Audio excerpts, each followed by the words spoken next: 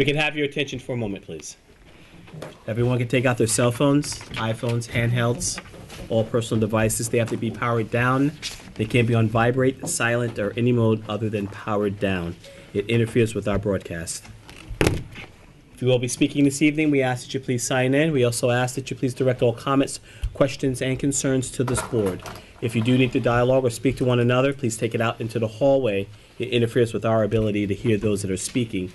And as always, we're going to ask that we're respectful to both time and to each other during the entire process here. We're going to start first by opening the meeting, and motion to open, please. I make a motion to open the Board of Architectural Review and Historic Preservation for June 11th, 2014. Second. All in favor? Aye. Aye. Welcome to the June 11th, 2014 meeting of the Architectural Board of Review and Historic Preservation. My name is Curtis Highsmith, and I am your chair. We'd like to introduce our panel. Unfortunately, we're not going to have Christina Redding this evening. We would like to welcome Brian Brady, Esther Pastor, along with Ham Hogue, our historic consultant, Zach Studenroll, our legal counsel, Bo Robinson, and as always, Antoinette, we welcome you as well. We're going to start this evening's meeting with signs, and first application, please. Chair at Taconic Builders for a contractor sign. Is the applicant present? We've sent out a letter, correct? Yep. Motion to adjourn without prejudice. To dismiss without prejudice. Going to dismiss? Okay. Second. That motion first. I make Second a the motion. I make a Motion is motion to, dismiss. Second. All in favor? Aye. Aye. Next application is Liz Charlotte, storefront sign for door and awning. I don't know if I pronounced that. Is the applicant present? Les Charlot, the restaurant. It's where Barristers was. Please step forward.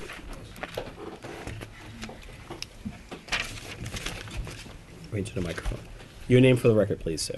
Thierry Gélormini. Okay. Are you proposing a awning and will there be just a decal on the window? On the second window, not the first door, the second door, I'll put the logo, which you can see.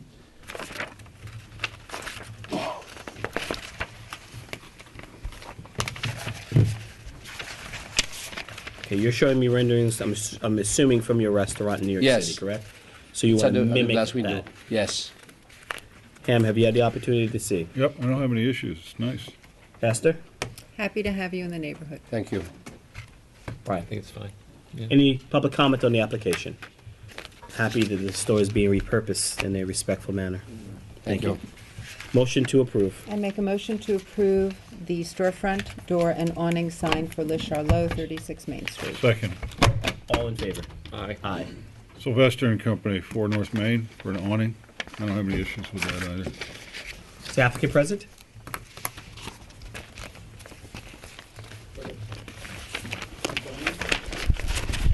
No, not for you. No, it's not for you, sir. You're good. Is the applicant present?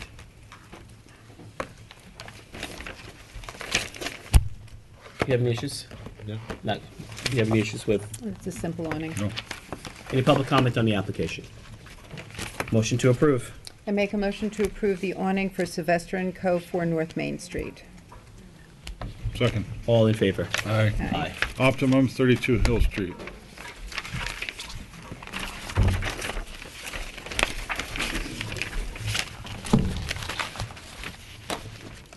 Your name for the record, please. Jeff Fleming. Okay. I see you have something in hand, so I'm assuming it's the The color, so you Color. can see sample color.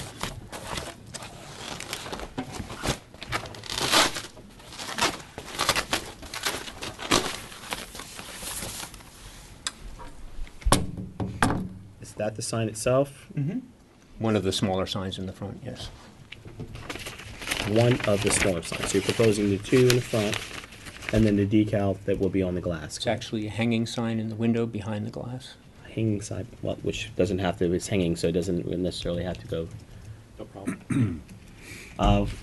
Ham, any questions? Fine, no issues. Esther? Nice and clean. It's fine. Any public comment on the application? If you can turn the sign to the camera as well for the record. No public comment? Motion to approve. I make a motion to approve the sign for Optimum at 32 Hill Street. Second. All in favor? Aye. Aye. Concludes our sign permits for this evening. Thank you very much. Good luck.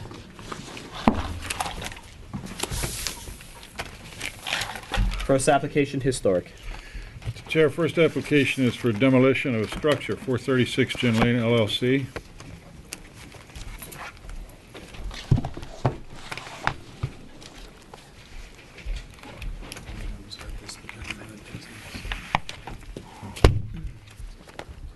Good evening. My name is John Bennett. I represent the applicant. In your file, we provided a copy for everyone as a memorandum of law and facts regarding, amongst other things, law and facts demonstrating that a tear-down approval on this matter is consistent with your position and prior actions on such matters in the past and is warranted here.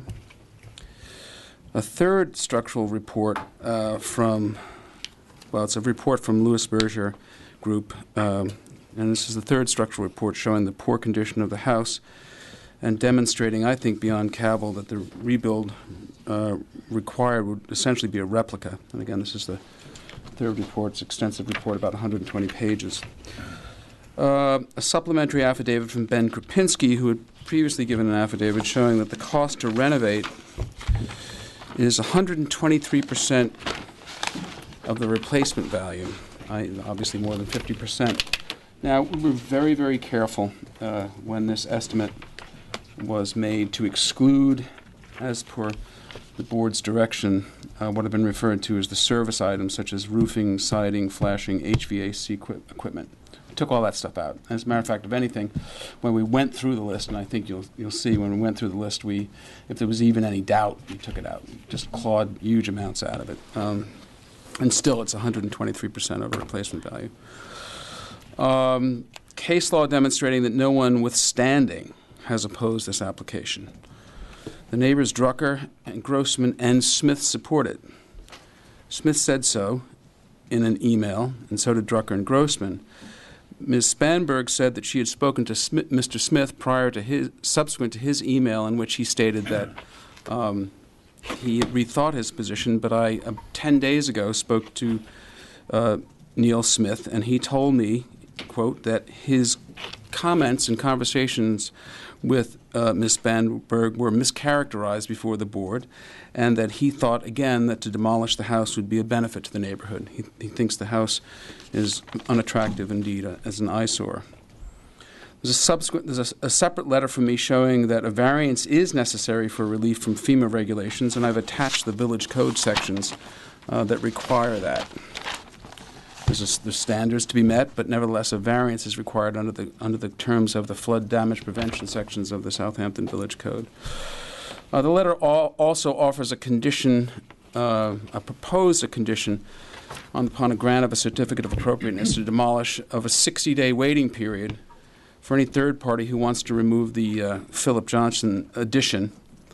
This was actually suggested to me as the appropriate course of action in this matter by David Crawford of the North Carolina Modernist House / Triangle Modernist Archive, who I spoke to on several occasions. So, as with the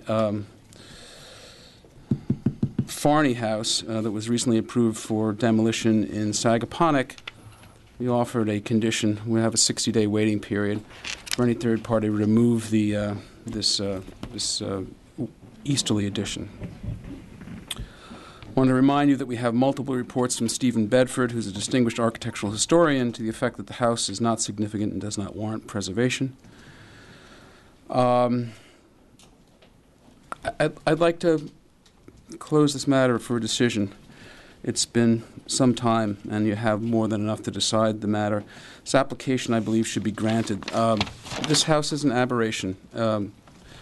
From the time I first looked at this house, and always as part of the driving past it on Gin Lane, it doesn't add to, but rather detracts from the historic district. This hero worship over Philip Johnson should not blind the board to the unattractiveness of the design. As Mr. Johnson's authorized biographer, Fran Schultz, states at page 22 of his work, quote, several of Philip's pieces, it's interesting, he refers to Johnson as Philip throughout the book, but several of Philip's pieces built from the 1950s might better have died on paper. We've demonstrated unequivocally that this was a sap given to Johnson when the Fords, who again only lived in the house for about 6 years, did not go forward with his design for a significant house on the Fordune property. So this is one of those designs that should have stayed on paper. The original house has been mangled over time. All 4 elevations were significantly changed.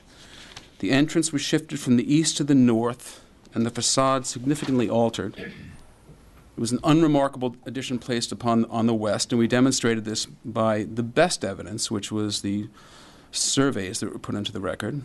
That's the unremarkable flat-roofed addition on the west, which was sometime in the 50s.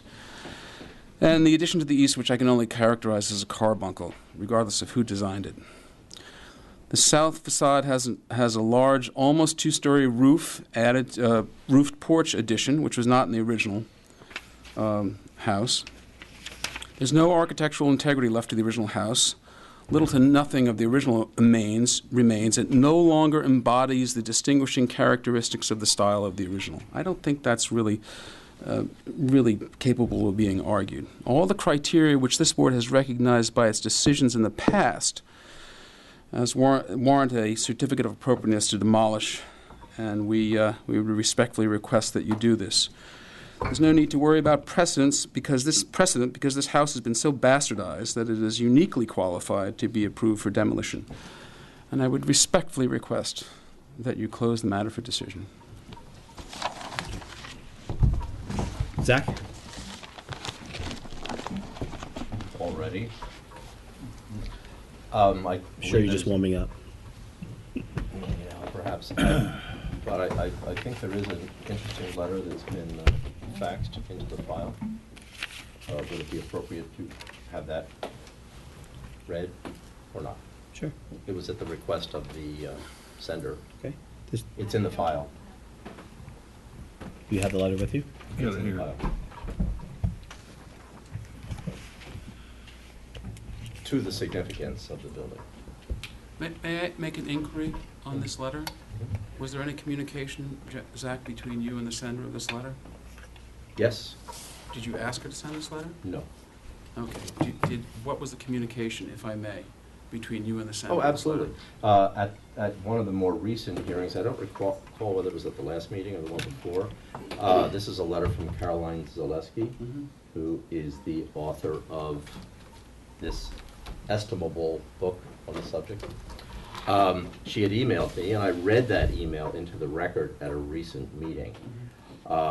She inquired whether or not it would be essential or necessary for her to appear this evening, furthering her concern about this application. And I said, no, I don't think that's necessary, but if you wish to expand upon your communication to me, that would be appropriate. But I would suggest that you, in fact, fax it into the building department so that it can be read into the record at the meeting. Please read it.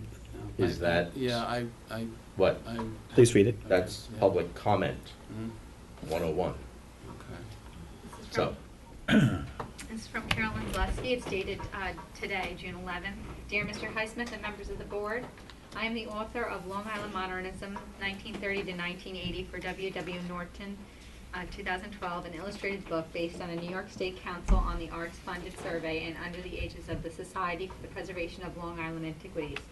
The book is a sequel to their frequented cited Long Island country houses and their architects, 1880 to 1940, 1997 W.W. Norton. There is a chapter in Long Island Modernism, 1930 to 1980, about Philip Johnson and 3 of his built Long Island commissions. Yet I regret that I did not discover the house at 436 Gin Lane in time for the book's publication. Otherwise, I would have most certainly researched and included text about the Philip Johnson edition, which he designed in 1951 for Ford and Henry and Ann Ford. It is a most exemplary and interesting integral component of the house and of course part of the house's history. My current concern is in regard to the house at 436 Gin Lane, as the owner of this property has put in an application for its demolition. because he predicts financial difficulties if he continues maintenance. It is egregious to find out that the owner wants to demolish the building when he willingly purchased a historic district property with obvious long-established benefits. The district's regulations have allowed this area of Southampton to be protected from the dense out-of-character development so that everyone can enjoy the rare character of the district either from the road or the public accessible beach. The house is a significant work of historic architecture, and it deserves to be considered as such and as an important contributing building within the district. The significance of the property must apply to it overall as one entirely, including the guest cottage, the original stick-style house, and its Philip Johnson designed addition. Philip Johnson's designs for a house which was not built on another site within Southampton, and also for the Ford family, does not preclude any significance whatsoever for 436 Gin Lane. The notion that the 436 Gin Lane addition was a consolation prize needs to be dismissed, because the addition was done superbly and in an innovative and most sensitive manner, such that the house as a whole, including the addition, became a total work of architecture. Furthermore, the Ford family must have fully appreciated their house after the Philip Johnson addition was completed, because the family enjoyed and owned it for decades. The Philip Johnson addition is a sensitive work of architecture, typically in its language from the very important American architecture overture at the time. The architect had a career in many phases, but when he was engaged by the Fords, he had already designed for his own use the Glass House in New Canaan, Connecticut, a signature monument of American modernism, now open to the public and operated with the National Trust. The Glass House publicly brought Johnson several house commissions throughout the 1950s, most being glass-walled pavilions in nature, or involving such in more elaborate architecture multi-volume arrangements, where there were open and closed volumes and linkages between them. The Mrs. John D. Rockefeller Townhouse in Manhattan and several other double-height houses in a rectangular shape relate to the same basic part, as we have it in Johnson's design for the house at 436 Gin Lane.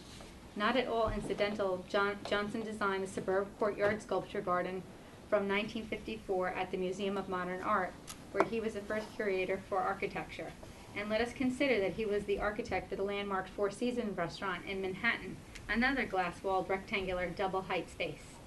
The stick-style house and the addition on Gin Lane together share a mixed ancestry, such that each contributed to a successful new whole that has stood the test of time as an aesthetic statement, but also against numerous hurricanes, the elements, and unsuitable restoration changes by recent owners. Philip Johnson designed his piece at the house so that there would be a link between the old and the new with a passageway, and to allow the Philip Johnson piece not to be jammed up against the stick-style house. Furthermore, Johnson deliberately designed the east wall of the addition to be all wood cladding, so that the neighbors and the others enjoying the house could appreciate the stick-style roof lines and the entirety of the enlarged house. Johnson, with his design, pushed the addition volumes back from the beach side of the house so that they would allow the stick-style piece to be understood and appreciated in the round.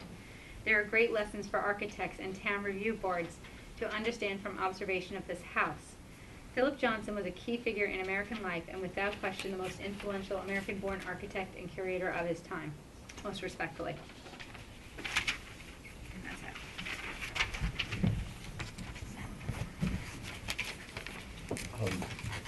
Well, You want to stamp that in? Step anything, please. public input. I think it's important for the board to separate the two approaches that this application requesting demolition has taken. And I feel that it is not appropriate to conflate the two. You know, one addresses the issue of architectural significance. Now, those of us who love to live in old wooden houses don't worry so much about the fact that they may be in tough structural condition. Because structural condition has absolutely nothing to do with architectural significance. It's only wood. For a willing owner to repair or restore a historical building, that's just an act of good faith, because that's what they want to own. If you happen to own something that's old and in tough condition, and you don't want to own it, you can find all kinds of reasons for not wanting to repair it or restore it. But neither of those conditions addresses the issue of significance. So, We've heard a considerable amount of testimony, if you will, or evidence, observations addressing the apparent condition of the building. But all of those go toward the cost of repair. If you read the code, costs associating with repair have nothing to do with establishing architectural or historical significance. They have to do with the potential financial burden that might be imposed upon the owner should that owner be required to own, repair, and presumably eventually enjoy what they own. And so I think it's important to separate these two out, because the application would suggest that both of these issues should be considered simultaneously. And in fact, the conversation that we've been enjoying for the last several meetings has colored the suggestion that the building is not significant because it's suffering conditions of deterioration. And I would submit the code is very clear on this, that first, we look at the significance. Oddly, seemingly, this property was included in the survey in the 1970s. Now, why would that be? Perhaps because it was considered architecturally significant. Imagine that. We have over 450 buildings in the village which define the historic district. Aren't we lucky? We have hundreds of buildings which define Southampton Village as historically significant. Those of us who are lucky enough to live here or near here enjoy this. Presumably this adds to property values. That can be argued. But the point is, it contributes to the character of the village. We can't, one by one, attack individual properties on the basis of their apparent structural condition, and by that argument suggest that they are now lacking in architectural significance. This property was purchased by the current owner, I believe, in about 2008, give or take. So what has happened since 2008? Where has the architectural significance gone? It's amazing. Seemingly it's disappeared. This was a willing purchaser from a willing seller 5 years ago, and now we're claiming there's no significance. Well, I'm seeing something somewhat inconsistent there. So I would say the proper approach now is to focus in on the significance. There's a procedure. If it is found that a building is of significance, but in finding that and in denying an application for demolition, you are in fact imposing some unreasonable financial burden upon the owner, there is then a financial hardship to pursue, which is entirely legitimate. It's there for a purpose. It's there for all to pursue. That's the procedure. I think enough information has been introduced into the record that indicates that this is still of significance, and in fact, the information that's been introduced that suggests that it is not is extremely lacking, in my opinion. So that's my recommendation, that we follow the code, that you find that not enough information has been introduced into the record to suggest that this building lacks significance, and deny. And that opens the door to the applicant to pursue a reasonable argument for financial hardship. I think we were clear at the last meeting that we have identified the separation between the two forms of processing any application Right. within a historic district, one being the significance and one being the hardship case, and I think the applicant understood that as well. And not from tonight's introduction. But, So I'm just It's been- reiterating that okay. recommendation. Okay. I'm sure there's public comment, so I'm sure you want to reserve for all Thank you, Zach. any additional public comment there is. Thank you. Public comment, please.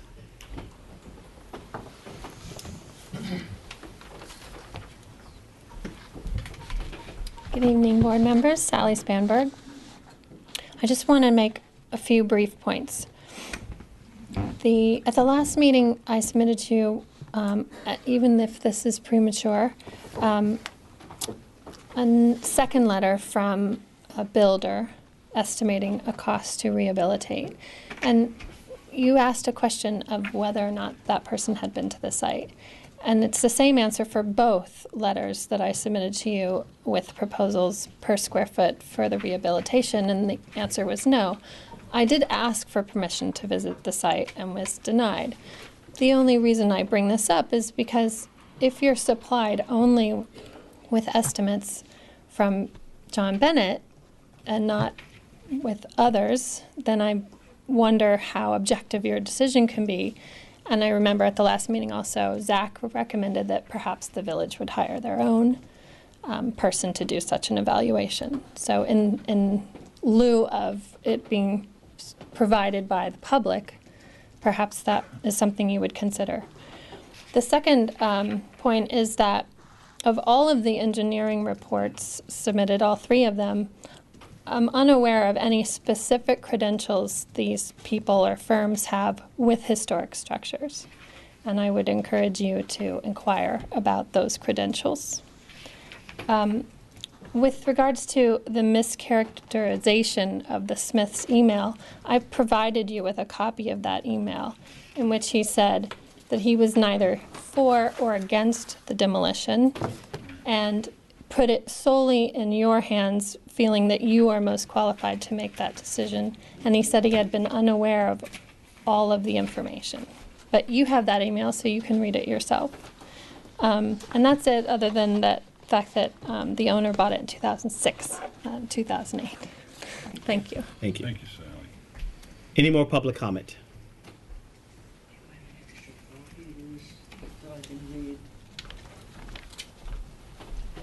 Good evening. My name is Jason Crowley. I am the Preservation Director for the Society for the Preservation of Long Island Antiquities, and SPLEA wishes to submit public comment regarding the proposed demolition of 436 Gin Lane. This circa 1893 Queen Anne style house with a 1951 glass addition designed by architect Philip Johnson is indeed an important contributing resource in the Southampton Village Historic District. The house is a rare surviving cottage colony house associated with industrialist Henry Ford II, who commissioned the unique mid-20th century modernist addition. And between 1945 and 1964, architect Philip Johnson designed 3 new buildings on Long Island: the Farney House in Sagaponack, built in 1946, the Leonhardt House in Lloyd Harbor, completed in 1956, and the New York State Pavilion for the 1964 World's Fair in Queens. The addition to 436 Gin Lane was his 4th design in the region. The Leonhardt House was unfortunately altered beyond recognition in the 1990s, and the fates of both the Farney House and the New York State Pavilion are most precarious, as the owner of the Farney House is seeking demolition, and the City of New York is questioning the feasibility and future of the neglected landmark pavilion. If 436 Gin Lane is lost, all traces of Johnson's work will be erased from Long Island. Johnson's design for the 2-story addition to 436 Gin Lane is a thoughtful link between old and new, with a passageway allowing the new modernist space to remain somewhat detached from the Queen Anne cottage. And utilizing the same materials as the 19th century structure, both glass and wood, Johnson matches the proportions of the western service wing to his east wing addition, creating a dialogue between old and new while maintaining uniformity of materials. Preservationists advocate for this and use this type of approach for new design in historic contexts today, making 436 Gin Lane an early example of historic preservation balanced by new construction. Philip Johnson was one of the most influential 20th century American architects, and 436 Gin Lane is significant both as a work of architecture and for its associations with 2 of America's great names of the last century, Henry Ford II and Philip Johnson, the architect. The Society for the Preservation of Long Island Antiquities urges the board to deny this demolition application and preserve one of the last remaining Philip Johnson works on Long Island. Thank you. Thank you. Would you like to submit your letter into the record? Any more public comment? No?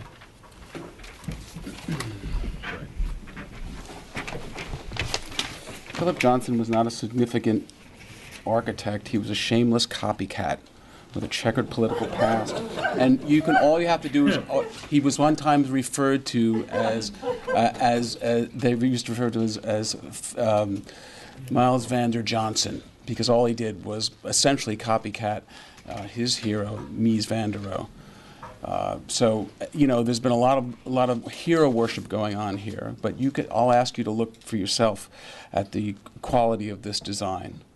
And the twitters and the laughs aside, Johnson's best quality was his self-promotion. Now, the condition of the house, condition of the house goes to more than the cost estimate. It goes and the cost of repair and the actual condition of the house. They go to the reasonableness of the appropriateness of preservation. If the house is in bad condition, it isn't worthy of preservation because any attempts to preserve it will result merely in a replica. And this board has said so in the past. So the whole reason I brought in the various proofs about the condition of the house was to demonstrate to you, aside from any economic hardships, that the preservation is not a reasonable goal here because of its condition is so bad. You're saying it's so deteriorated that all the renovation is going to be necessary will be a replication? Absolutely, and that's single thing would have to be replaced. every single report that you have by licensed engineers says that and proves that, and that is some of the criteria that you have taken into consideration in the past. I'm not making this up. It's in your own decisions, and we've demonstrated that in your memorandum of law, in our memorandum of law, I should say. Regarding the letter that was written into the record, most of it speaks of Johnson's other buildings. By the way, it's not a stick-style house. It's a Queen Anne-style house, the center part, which has been denuded of all of its Queen Anne-style elements, except for some portion of the exposed rafters on the south side, which are in horrible shape, and would, as demonstrated in each one of these reports, would result solely in a replication of those elements. So it undercuts her authority if she's misidentified the style of the house. And her analysis of Johnson's motivations in how he juxtaposed this addition to the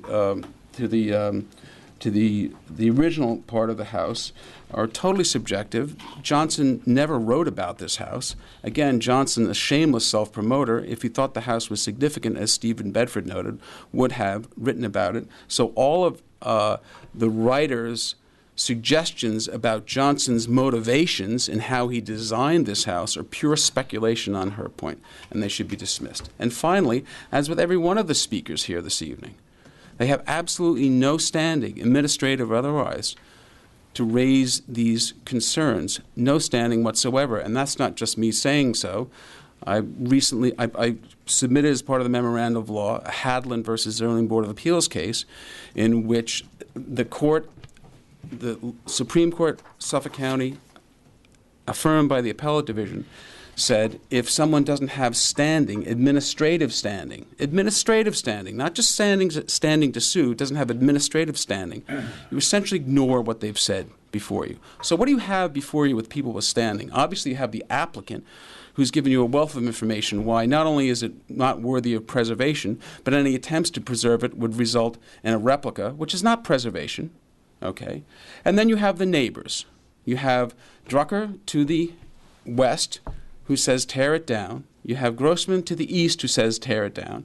And you have Neil Smith, who said tear it down, it's an eyesore, then was spoken to by someone without standing, put in a subsequent letter, said I don't really care one way or the other. And in my subsequent conversation to you, and I attest you as an officer of the court, he told me that he thought it would be appropriate. I use that for a purpose because I'm under a duty as an officer of the court. It's like I'm sworn, okay?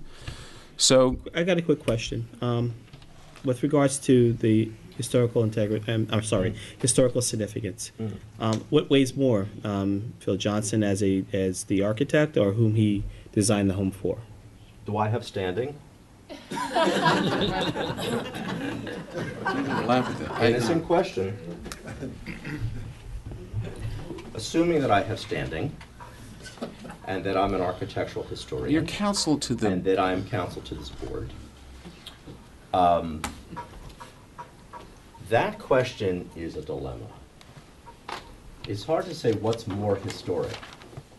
You know, is it 1910? Is it 1810? Is it 1710? In this wonderful village, we have grave markers in the Old South burying ground from the 1670s. And they're still in the ground where they were put in the 1670s. That's historic. Is that more historic than a house built in the 1930s? It's kind of hard to weigh these qualities because what's historic? The National Register of Historic Places defines 50 years or more. That's historic. Okay. Anything less than 50 years, it's not old enough yet.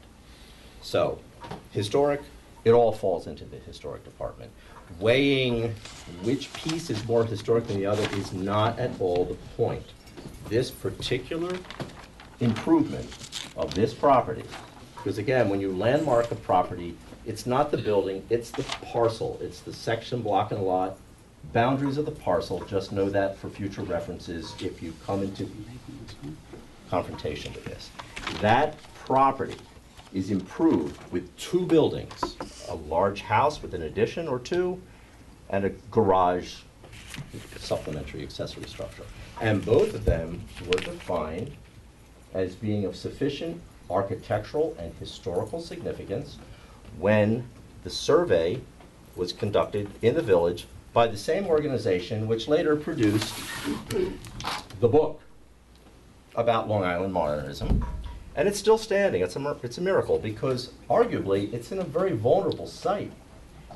I would say, and there are greater authorities than I, that many, perhaps a majority, of the houses that were built along the beach in Southampton in the late 1800s and into the early 1900s, the estate period, are now lost because they're under great duress.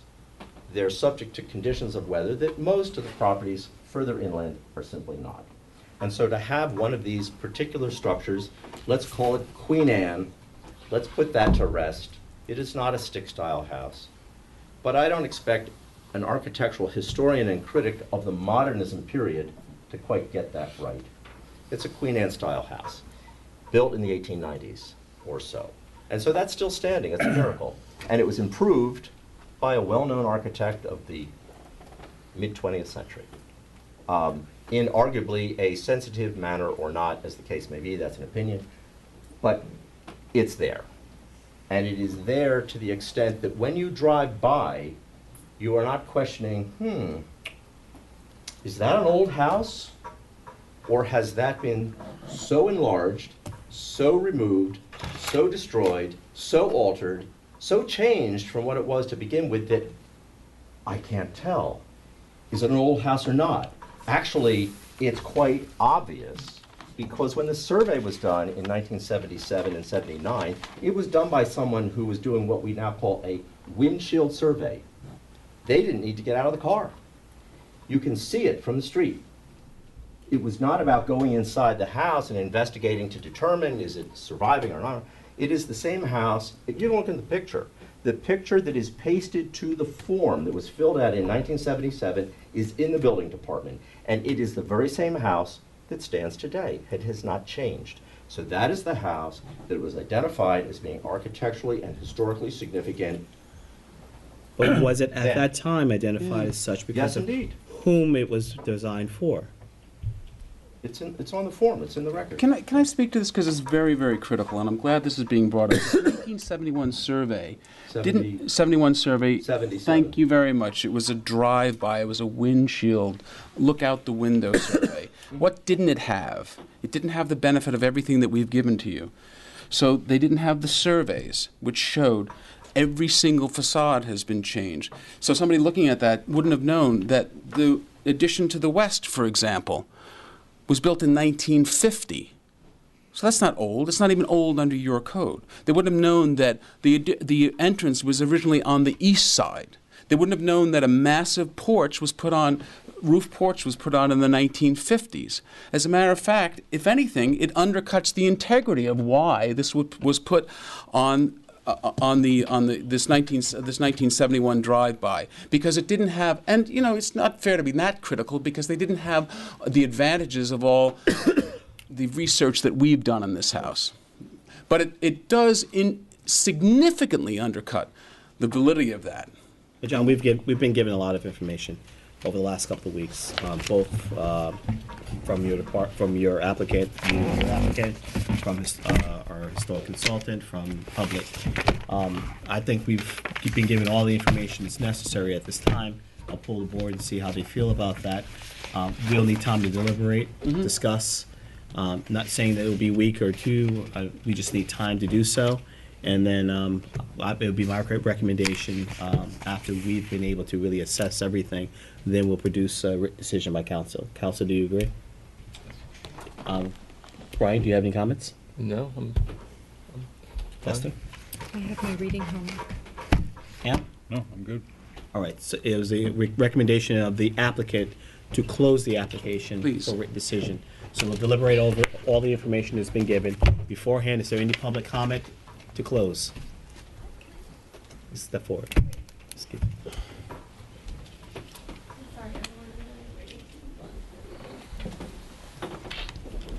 Knowing that you're going to close, I just wanted to say one thing regarding you saying what's more historic, this or the other thing. You have criteria in your village code that establishes what can be considered as a landmark, and this house meets, this property meets more than one of those criteria. Just meeting one of those criteria qualifies it to be a landmark, and this property satisfies several of them. So I hope that helps you with that question. Thank you. If I can respond to that, number one, it's not significantly identified with a historic personage. It wasn't even owned by Henry Ford II, who, by the way, is the grandson of Henry Ford. He was not, the great innovator that Henry Ford was. The most important thing that Henry Ford II, I don't understand the twittering. It's disrespectful to my presentation. It's disrespectful to the board. Okay, Henry Ford II, the most important thing that he did was other than be a socialite, he brought Ford Motor Company public, which was essentially a wise decision from an economic point of view. But he lived there for approximately 6 years, and I've shown that by the deed. So it's not something that's identified with him, such as the Fordoon house, number one. Number two, I think you have more than enough proof before you, not only from the records that I produced, but also the opinion of an esteemed architectural historian to show that this is not a significant piece of work of John, are you asking of for the an architect. adjournment? Excuse me? Are you asking for an No, adjournment? I'm just responding to Ms. Spanberg. So that's all I'm doing, and I'm done. All right. But I would ask you to close and give us a Okay. decision. Thank you. Motion to approve applicant's request to close the application for written decision. I make a motion to approve applicant's request to close for written decision, 436 Gin Lane.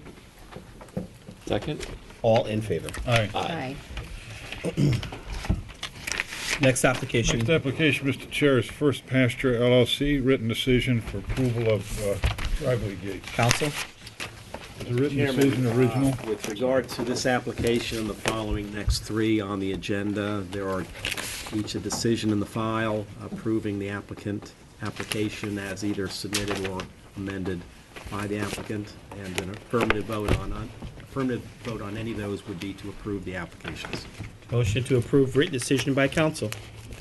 I make a motion to approve written decision by council for First Pasture LLC, 260 First Neck Lane. Second. All in favor? Aye. Aye. I make a motion to approve Chester's House Joe. LLC, 288 Halsey Neck Lane. Second. All in favor? Aye. Aye. I make a motion to approve Raymond Volpe, 200 First Neck Lane. Second. All in favor? Aye. And I make a motion to approve 71 Hill LLC. Second. All in favor? Aye. Aye. Both is here. Sorry. Thanks.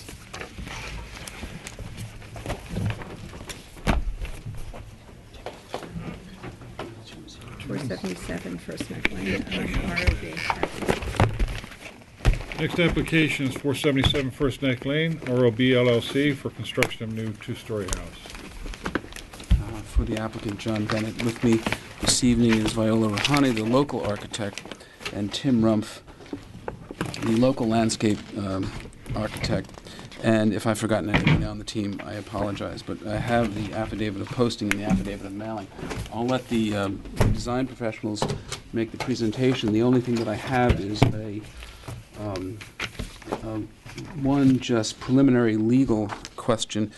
I did submit as part of the application, a decision on the matter of the application of Donald Calder. And Don and Calder live at the same location just to the, I guess, north of this, down this flagpole area, or this private driveway area. And in that decision, the court, or rather the board, stated that it fell outside the jurisdiction of the Historic and Landmarks Preservation Law because of the fact that it was not visible from the street. 418 posted 418 affidavit feet. mailing. So I'm wondering, and I'll leave that for council's consideration, whether or not you're sitting on this application as both, historic preservation, or as merely as the ARB, because I don't know that it's anything other than a. You can't see the site from the street. It's as far away from First Neck Lane, and as wooded and buffered as Don and Ann Calder's house was, and for which you said that there was no historic preservation jurisdiction. So again, I leave that to Bo's determination and consideration. Anyway.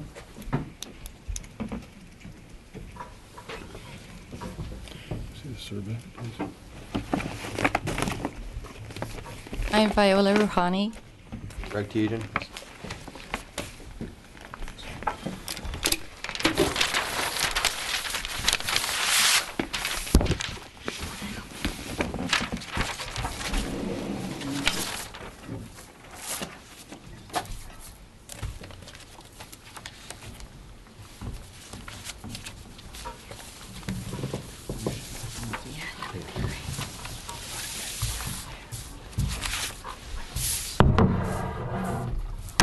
Sorry about that.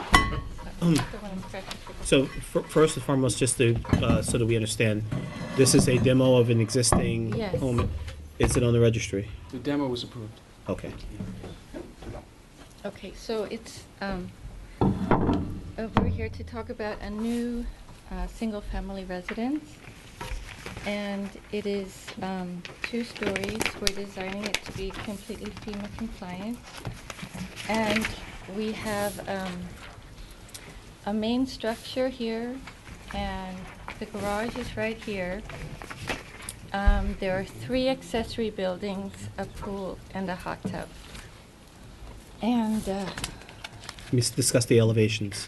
the elevations, the FEMA elevations or the height? No, No. The house elevation. Okay. The design concept has really been to try to break the building up to make it as kind of small scale as possible instead of having like really one big building.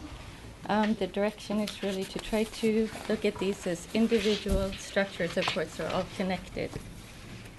And the different structures have sort of different roof pitches that all talk to each other and also have kind of precedence as shed structures in the area. The materials? Yeah. If we could get a closer look, can you pass that out so we can?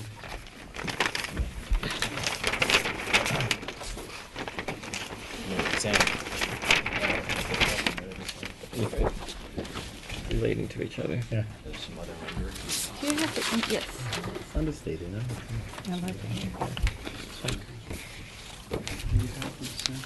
Yeah, we also have some more detailed renderings. They give you an idea of how the materials are coming together and how the space would be experienced closer to the building. So this is a stack we're going to be doing. Can we keep these for the file? Yes, of course. Okay. And do you have the, here they are. Should we talk about the materials? So the materials, it looks like the materials we're using are a little bit atypical. The owner is very interested in having a very durable facade. And it looks like shingles. And this is actually a mock-up that was made using this building material. But the material, Don't leave us in it's suspense. basically, it's a baked brick product. Okay. It's a It's Baked baked brick. brick. brick. Yeah, that will hang on buildings. Should we pass this around? Let me carry it around. Yeah. That's No, you don't have to bring that in. Yes, That's color. okay. Yes, That's the all So right. color. what you're presenting is a... This is actual As actual representation. sample. Okay. That's what That's fine right there. Okay, So this will be used for the wall tiles as well as the roof tiles as well. yes. Wonderful. Any public comment on the application? Please step forward. Linda Riley, 235 Hampton Road. I represent the neighbor directly to the east, right next door, the Tim and Alana Cronin. They live, their house fronts on First Neck Lane, and their backyard is adjacent to the property line where the those accessory structures are lined up. And the issue that my client has is that this lineup of accessory buildings, including a gym, a pool house, a garage, each of which are boxy-looking structures, 16 feet high, and are lined up one along the other with the house in the back, present really almost this wall that's only 35-foot setback all along the property line. So they, and just to continue for a minute, on top of that, there's an outdoor kitchen proposed on some of the plans that is at the 35-foot setback. It's not shown here, but it's shown in some of the other plans that are in the ARB file.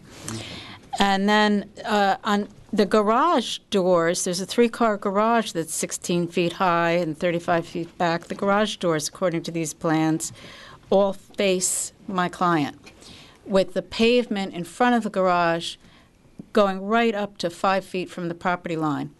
So in that area, there really isn't even room for screening.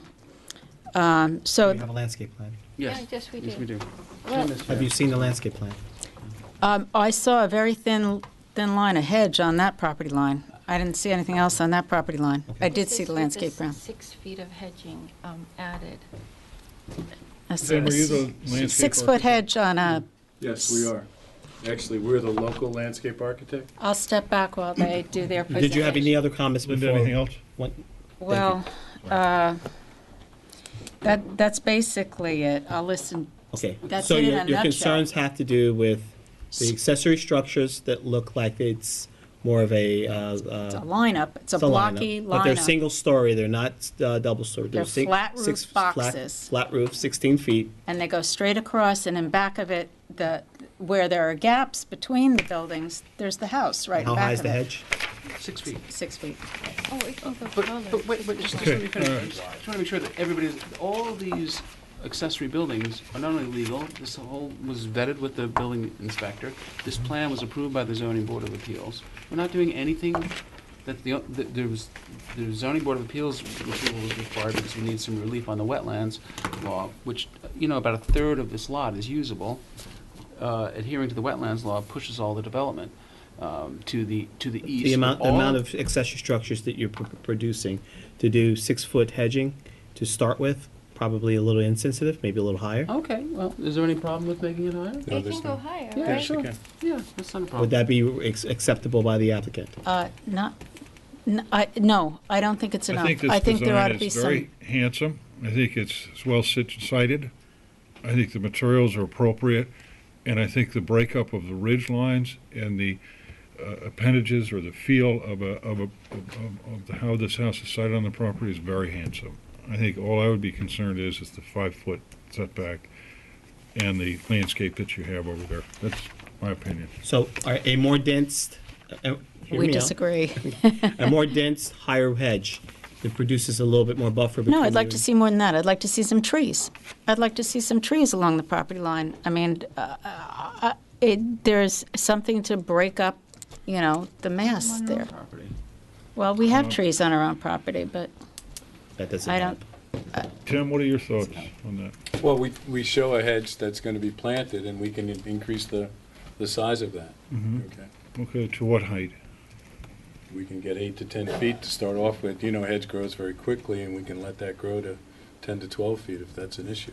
And Linda, you're looking for additional trees in that area as well? Yeah. What is the impact of which portion of the structures will you think it's going to impact? I mean, now we're talking 12 feet hedges, which will, I don't even know how they're going to get a 12-foot Which- hedge in that 5 feet of buffer. They have 5 feet between the property line and the pavement. 5 feet. Tim, do you have room there for a 12-foot hedge? Yes. Good. this, Well, and I would, we have my to, we client, have to it's lean not towards me the personally. professional Yeah. who's presenting. He's stating as such Right. that it's possible and is a reputable company that has done a lot of work here in the village of Southampton and one of which we respect. So I would assume, with good reason, that if he says it will be possible, it can be. okay. My client would still like to urge the applicant to consider putting some tall trees in between the hedge and those structures. Thank you. Anything else? Tim, from is the that possible? I'd have to, meet with the client, and the original landscape architect for the site is Pete Udall. We've actually reviewed with him. I'm And- widening it to 6 feet, so Right. that would allow Yeah. you to plant more. So he's from Holland, and he's been instrumental in the development of the plant list for the High Lines and all sorts of urban and Well, this is other definitely parts, not but- urban, so it's, well, but it's a very native plant palette that he's used, and if you'll just look at what we've kind of been dealing with the DEC and the town ZBA, the entire site is native. And we've really limited the amount of lawn, and the client has kind of bought into that with us, so it's, Linda, Great. have you seen this? and we're No, I haven't actually seen this. recreating and removing a lot of the invasive species and recreating the wetland areas, which is adjacent to Cooper's Neck Pond.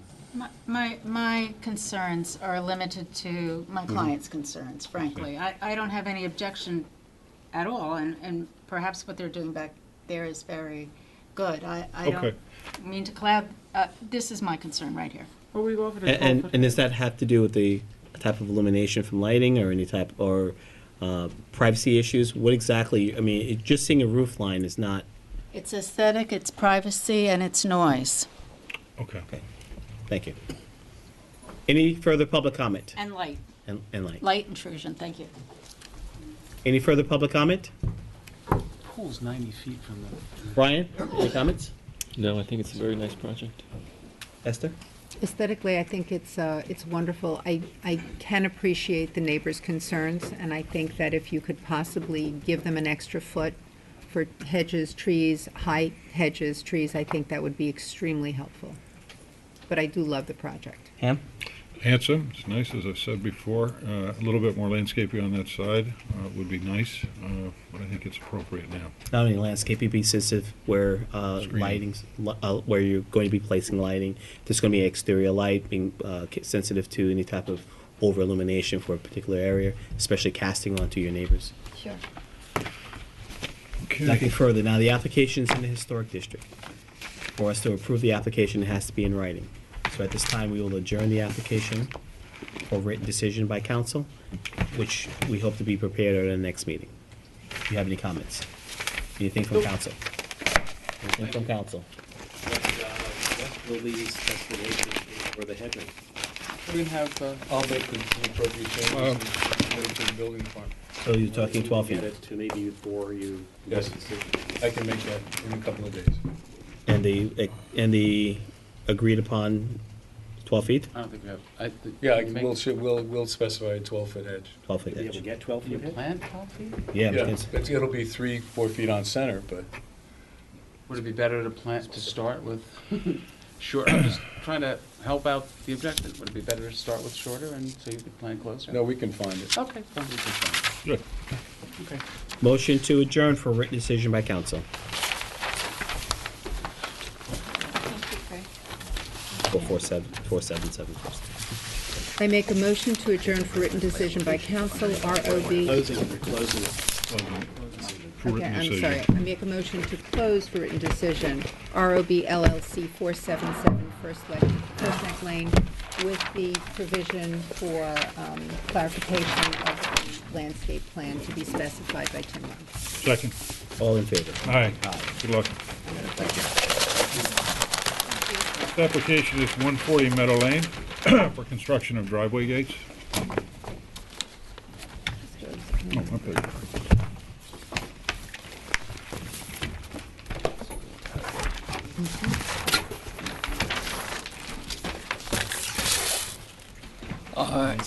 Eric Woodward, for the applicant.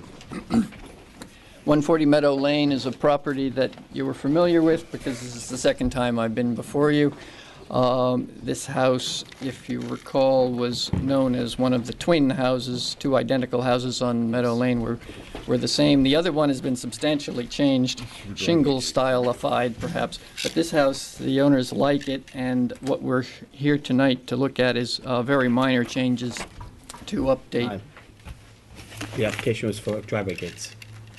The application that we submitted was for going back to a question you What had is your previous- application? Excuse me? What is the name of your application? 140 Meadow. Okay, we have construct driveway gates. It should be, and I would like to be able to proceed if I could.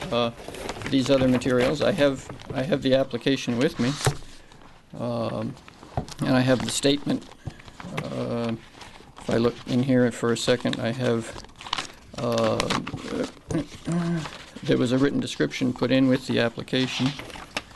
Do we have the application just for the driveway gates? Yeah. We only have driveway gates, right? We have plans for a driveway gate.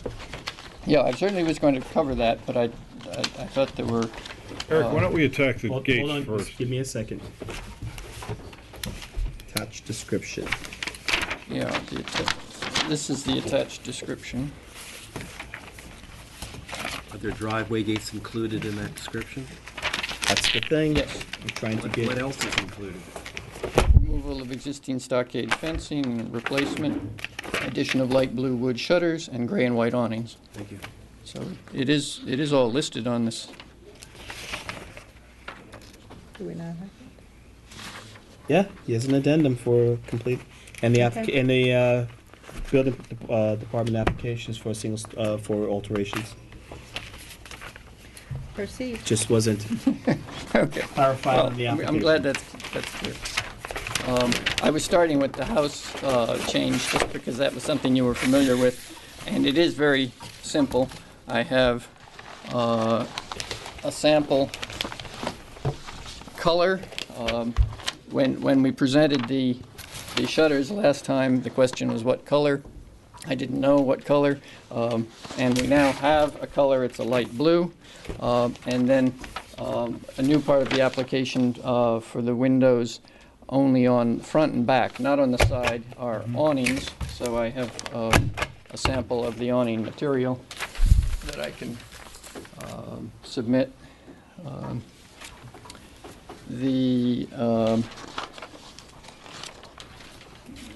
Now I think we can move on to the gate, the driveway gate.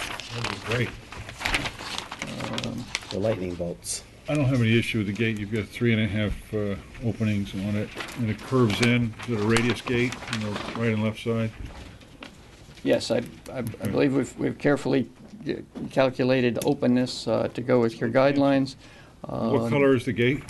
The gate is all white. It's all white. Exact? What is It's all material? white. It's white painted.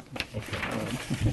Good. Looks handsome. And the gate posts are also painted, just a rectangular shape.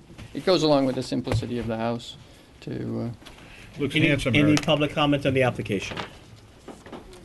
Brian, comments? No, I think it's great. I love the awnings. I think it'd be a nice touch. Esther? I like the whole concept. Thank you. Very nice. Zach, Historic District, any issues? Oh, I think it's very appropriate. Did you see the gates? Yes. Did these go in your file, or? No, we don't need the. No, it's okay. It's the application. though. The application is located in the Historic District, and as always, any decision has to be in writing. So we will empower our council to prepare that at our next meeting. Okay. Motion to close for written decision. I make a motion to close for written decision by Council 140 Meadow Lane LLC. Second. All in favor? Aye. Next application, please. Construction of a new house, 40 Meadow Lane, EAM. Here's the applicant, John Bennett. Stuart Diston and Josh Rosenzweig from Stuart Diston's architect is here with me. This is an application for a new house at 40 Meadow Lane. The board issued a certificate of appropriateness to demolish the existing house, which is still on the property, and the ZBA has approved all of the improvements that you see on the in this application. I see small plans there. Yes. This,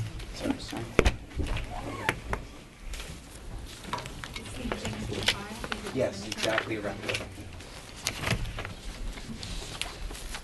Oh, I'm sorry, Tim. Also. Sorry, Tim. Sorry, Mr. Bennett.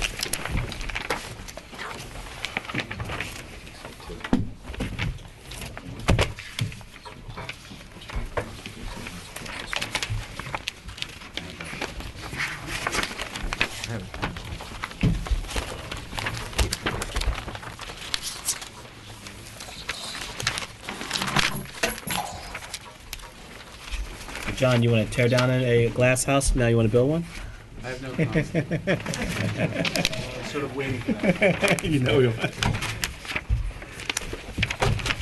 Sense, please. Okay. I wouldn't call this a glass house. It's actually We're proposing to build a contemporary house that salutes to the more traditional forms of the neighborhood. With that, we have a gabled front entrance frame that echoes kind of less timber frame structure, which also echoes the house directly across the street, 44 Meadow Lane. Okay. That's that A-frame. It's all glass in the front and side. The roofing will be Rhine zinc, which will mellow to a nice powdery light blue patina. The rest of the fenestration going around the house on the east and west side of the north elevation and the east elevation and the west elevation are going to be clad in a limestone. And then the house on the south elevation opens up appropriately, I believe, to the ocean view with covered porches and lots of glass facing the ocean. So the house is more of a goes to the east and west and to the north. The composition of the roof again? Zinc. Rhine zinc.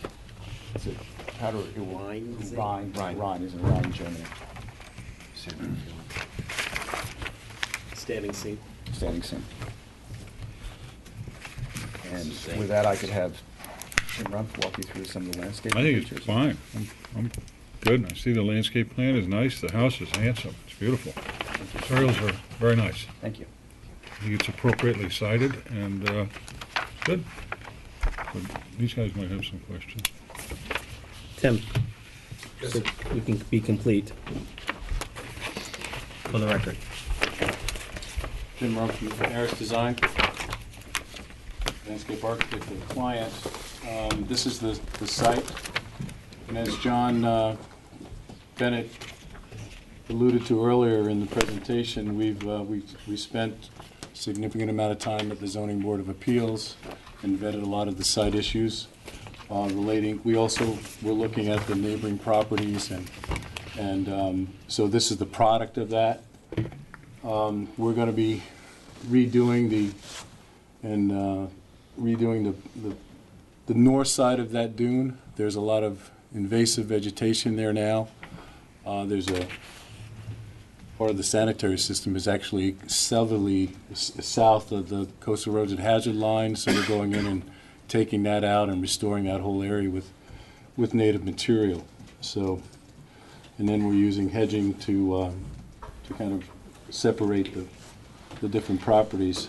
If you've been to the site, you'll know that the neighbors planting next to their garage and their half pipe for the kids and their skateboards is located right here. And there's probably a good hedgerow that's 25 feet tall at this point there. This house is separated with the pool house and is fairly well set to the west side of this lot, so. We came up with a simple plan palette because of the architecture and to really show off the house. Thank you. Thank you. Brian, comments?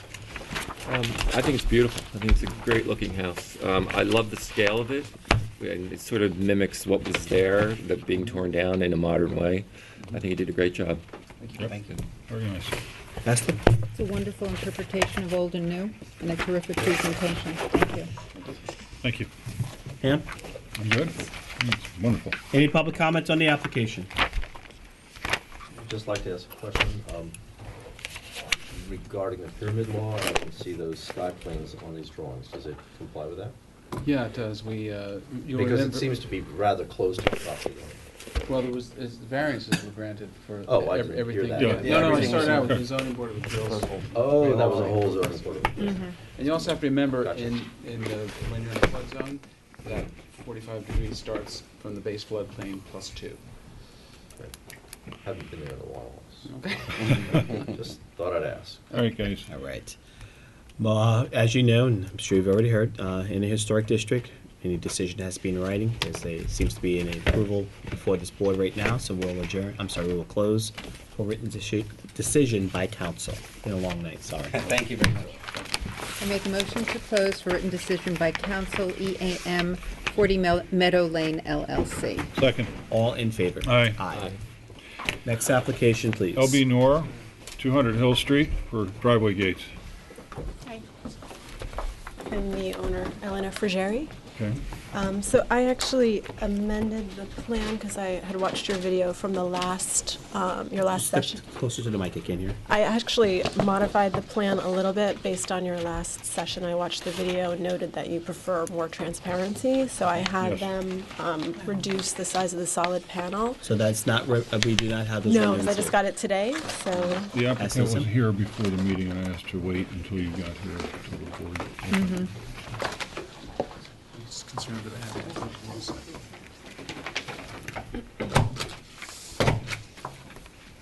So I'm actually replacing some existing gates that were damaged and were not properly constructed in the first place. So the spacing now is?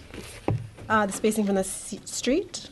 No, the spacing between the, Oh, between, so the solid panel at the bottom is 3 feet 4 inches and change. and the They're 8 spacing foot of the high. pickets? The pickets are spaced 1.25 inches apart. 1.25 inches apart? Mhm. 2 inches. Your plan shows 2 1/8 inch, actually. Oh, Is 2 that- Would okay, that yeah. be correct?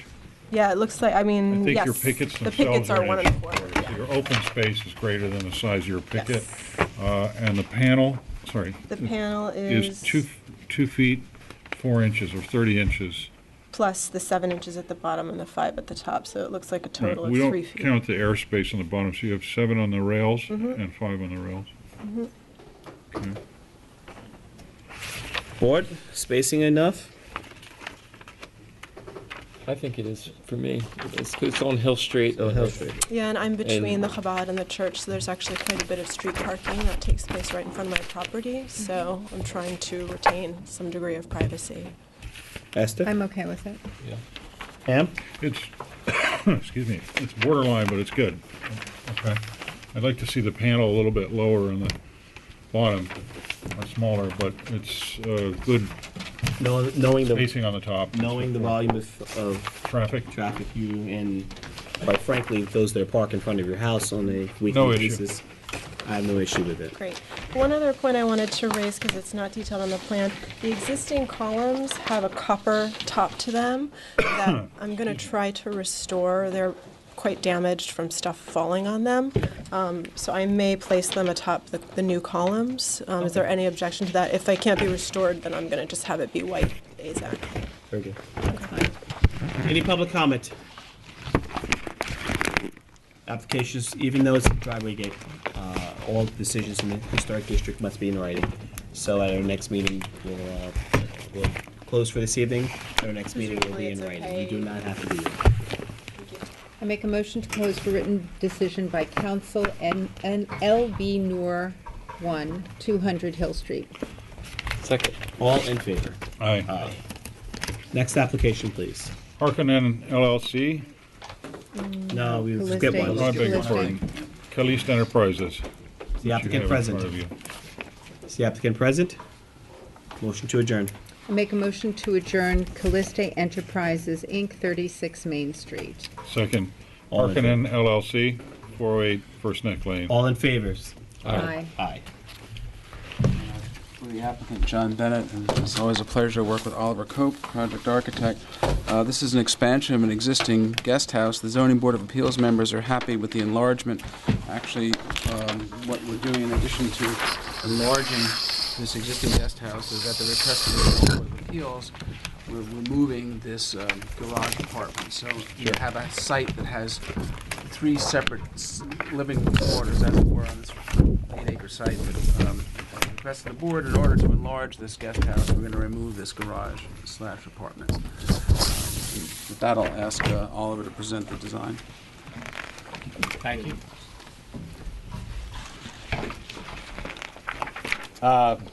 This is, the context for this is right behind you, the Normandy House, which is the second house back on the left. And we're taking, the house was designed by Paul Hamilton Coffin and built in the early 1920s. I think they also published a book about small French houses that came out of a trip that they took, and this was probably an outgrowth immediately of having published that book. I have a couple of copies. John has one, so we're fairly attentive to the house and the context, and we're in the middle of renovations of the house now. Internal for the moment, but I think we'll be back with some small modifications to the exterior of the house. Last time I did this, you cut me off, and I would welcome it if you do that again. Just let me know when I've gone on too long. Don't get too cocky. The the addition, the house, the guest cottage already has a small addition to it, which is sort of on the north west corner, just off the turret. That, I don't know when that was done, but it was in fairly recent past. And they took a small garage, which had a flat roof. That was a later addition, and they turned that into a bedroom. And we're proposing to remove that flat garage to give a little more breathing room to the timbered gate. So you're removing the structure, creating the L. Right. It'll mimic same material. Same material. One story, single story. It's one story. There's a small loft in the turret, and there'll be a small loft in the addition as well. And that addition, which is basically recessed, would be at the rear of the property. That's right. Zach, any questions as to the historical significance of the property? Well, it's a lovely house. And it's quite small, so obviously it lends itself to being greatly expanded. I think this is appropriate all around in terms of materials and detailing, et cetera. So It's very handsome. good job. Surprisingly enough, it doesn't have a blue sheet. The house. It was probably considered an accessory building and not put in. The main house itself doesn't either. Any public comment on the application? Anything from the board? Yes. What is this application? Is it just for the pool house? No, You this said is there were the ex- guest there house. might- Guest house. The guest house. The guest additions to the guest cottage. Just the guest cottage. That's right. Existing, yep. It's about 400 square feet. That's right. It balances what we're demolishing. Applications in writing? Do you want a couple of these back? Must be, Do you want any of these back? take some of It's up to you. Keep what you want for the record. Keep one. I need 2 copies for the Two record. copies. I got it. Motion to close for written decision by council. I make a motion to close for written decision by council, Harkonnen LLC and Atriades LLC, 408 First Neck Lane. Second. All in favor? Aye. Concludes our historic applications for this evening. First I'm going to recuse myself on the next one. First application. Application, Mr. Chair, is LMR Associates for Don't leave. With due respect, Michael Brown, the architect, was delayed on another matter. He's on his way here. We'd respectfully request that the matter be passed and called when he arrives. Well, we'll call at the end. Thank you. Thank you. Next application. Can I speak for 1 second? I actually brought the neighbor who's adjacent to the north, and I was going to read something from her relatives because she doesn't feel that she can speak. So. Can we give it a half an hour? We're going to or- recall the We're going to recall the application. application. Half hour? Yeah, right? You Half think? hour or Give or so. take. Yeah. I'm sorry, you say he's on the highway, in the He said- He ETA? told me he thought he'd be here by 8:30, so. I'm gonna speed up. I don't want to represent he'll actually be here, but I know he's on his way.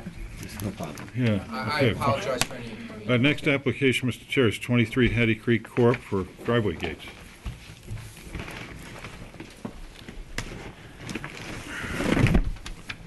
Sorry.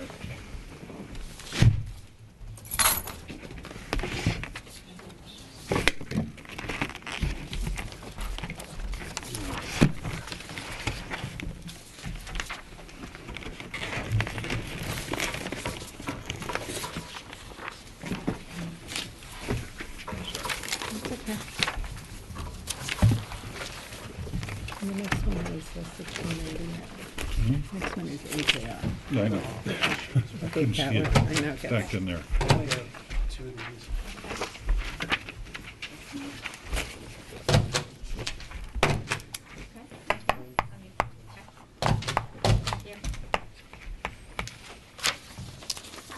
There's three different things there.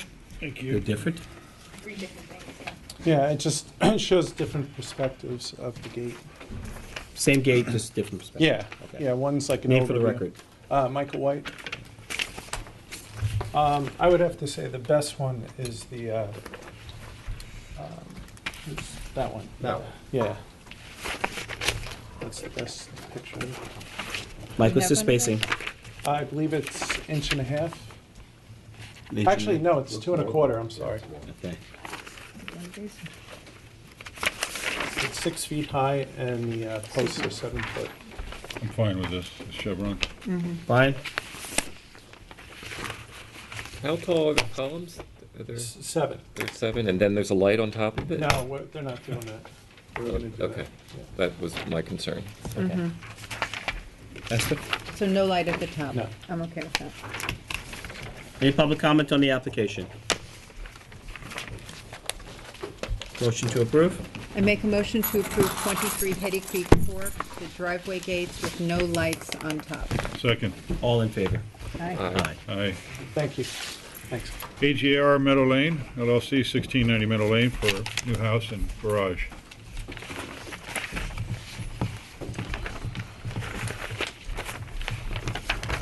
For the applicant, John Bennett, Lisa Playa from InterScience is with us. We had submitted the affidavits as well and posting, and Gregory Dem is the project architect from Peter Marino Architecture is here. This is happening on a vacant site, and I believe it's it's out of the historic district.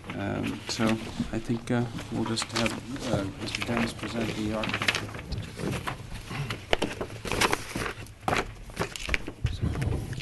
Good evening. Gregory Dems from Peter Marino Architect. Thank you for your time this evening.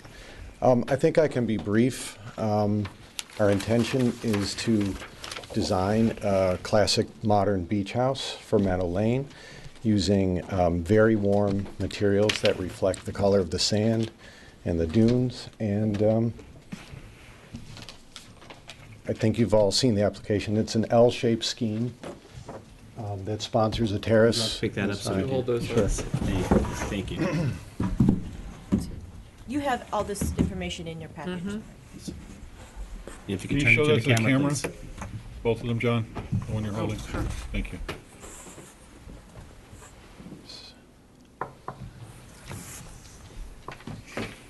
Okay. Thank you. Do you want me to do a finger? Good, make a good Vanna. So the material palette is very simple. For the base stone, it's the a eyes, I'm fine with this. Let's go through the presentation, please. I want to see John do that. Okay. the the lower level, the base stone, is a rough beige limestone, and the paving is very similar to that, except with bush hammered finish. We're looking for the fenestration, the doors and the windows to be bronze or bronze cladded.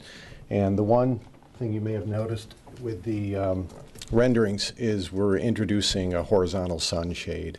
This helps us pass the New York State Energy Code. But again, everything is to reflect the color of the sand, the dunes, and be very horizontal in nature. It's the horizon and the beach out there. So Nice. It's a beautiful design. Thank you. Funny. Ryan? I think it's great. It's so nice to see all this great modern architecture. Yeah. It really is. Refreshing. Any public comment in the application? Motion to approve. I make a motion to approve 1690 Meadow Lane for Alexander Ropers. Second. All in favor? Aye. Thank you very much. It's a beautiful design. Next application. Next please. application out of order is Eric Folkemer, 117 Bailey Road.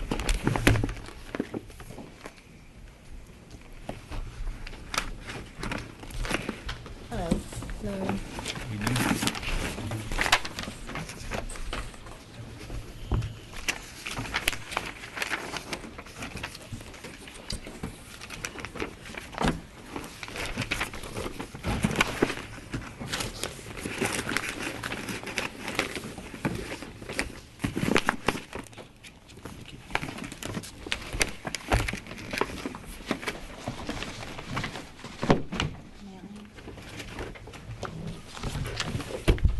How many square feet are your additions?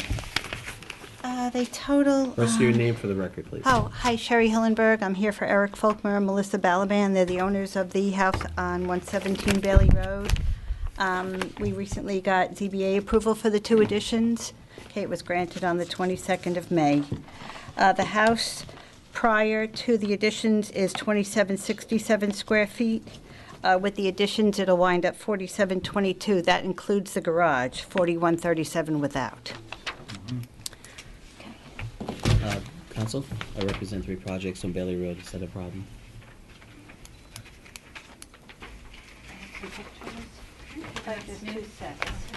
Great. Okay, I'm here tonight. Oh, I said that. The couple purchased a house in late 2015. If you're familiar with Bailey Road, it's a private road, very narrow, 15, 20 feet, lined with evergreens on each side. Okay, there's no houses on the south side of Bailey Road. The only houses are on the north side. The original house. I gave you some photographs of looking up and down Bailey Road. This is the second house from the end.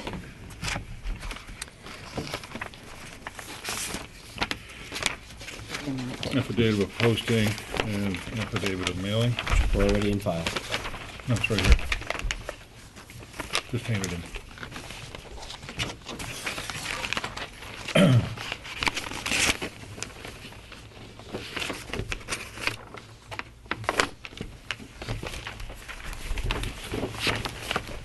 I included some photographs, the second page of the photographs of the existing house on Bailey Road. The front one-story house was built approximately in 1920. The two-story addition was added back in 1996. There is a large parking area in front of the house, which is blocked by the road by 15 to 20-foot cedar trees. Okay, so you can't really even see the house from the road. What we're proposing to do with the additions, obviously, is more open floor plan. The house is going to be changed into a more modern-looking house. Let's see. The additions will allow the owners to reconfigure the interior, going with a more open floor plan. The house is also being reduced from 7 bedrooms to 5. There's a more clean look to the house. It's a lot more contemporary looking. If you look, I have some renderings here. Could you turn that to the camera, please?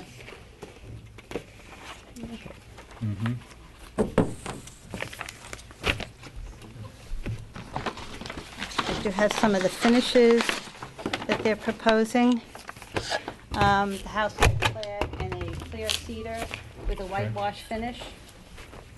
Okay, dark gray standard asphalt roof shingles. Okay, there's a large fireplace that's going to be built on the corner of the house in the back. It'll be covered in this cement board, which mimics stone, and all the windows and the trim throughout the house will be in this medium gray color.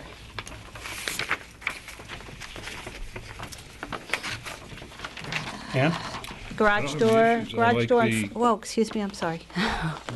Please, go ahead. The garage doors are wood. Garage doors are going to be mahogany as well as the front door, so. See, I like the details, I like the fenestration, and the way you're presenting it.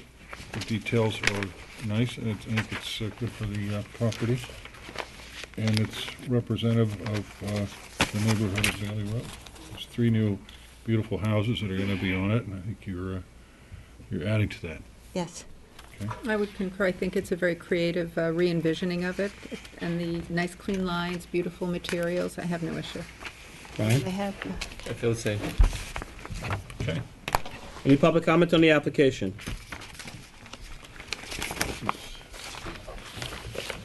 Good luck, and look forward to seeing what is built after it's finished. Yes, thank We you. will So see I- you soon. I make a motion to approve Eric Folkemer, 117 Bailey Road. Second. All in favor? Aye. Thank you. Thank you very much. Have a good evening. Good luck. Good luck. Next application is Old Town Development LLC for 7 Old Town Lane.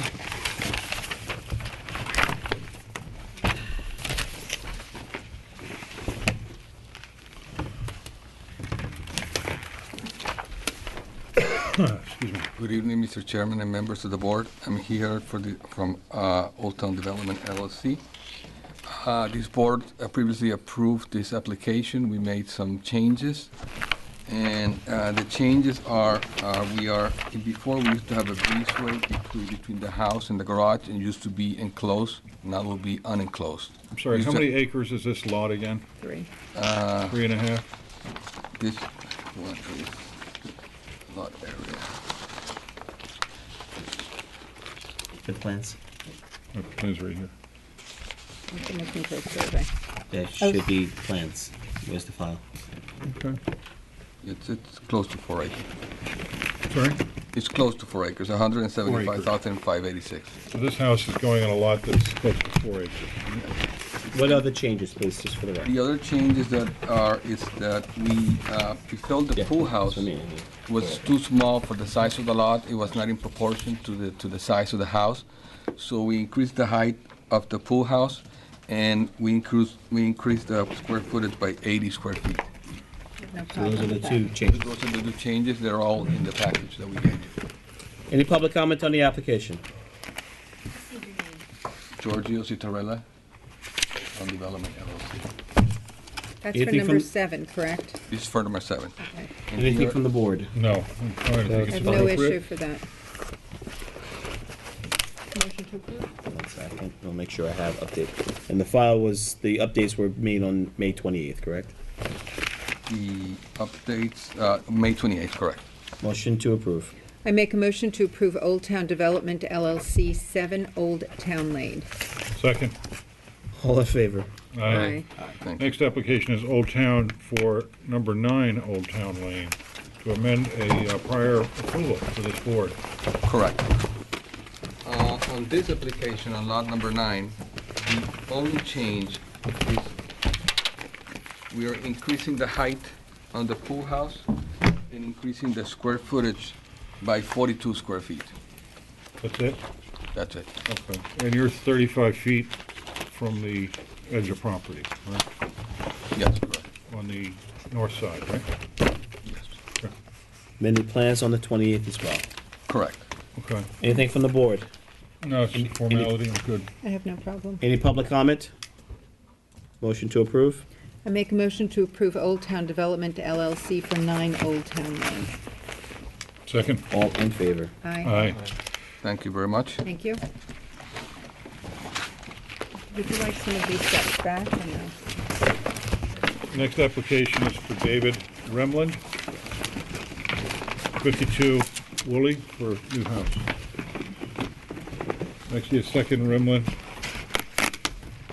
Hello, as well. I'm a little confused. David Rimland, 52 Woolley Street. There's two on the There are two same. of them. Hold on, this goes into number 7. Let's back up a minute here. This is 7. Number 7. Okay, let's talk about the construction. Your two-story first. So it's a very traditional two-story shingle-style house. Very similar to what I did at 95 Layton Avenue. Cedar siding, cedar roofing, wraparound porch, a white painted clapboard on the first floor underneath the covered porch. It's gonna have 2 1/4 historical sill, white trim, very traditional gable style roof.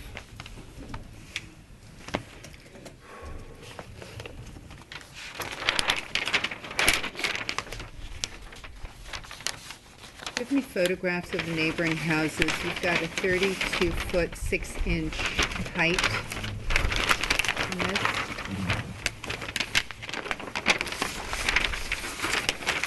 Photographs of the neighboring Skylights? houses. So,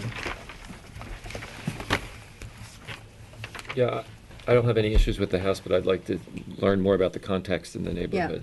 Right.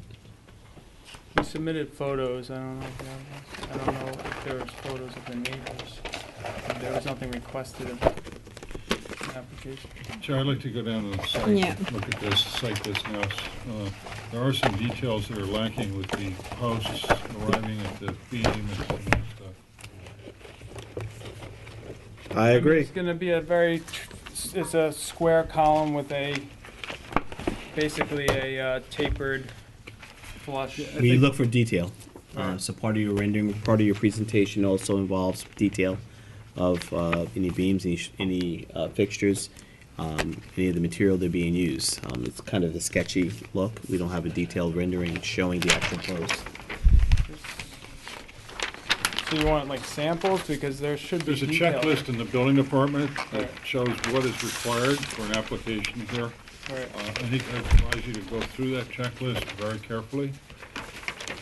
Yeah, 'cause I mean, I submitted very similar Photographs to of what the neighboring, I'm sorry, you want to speak?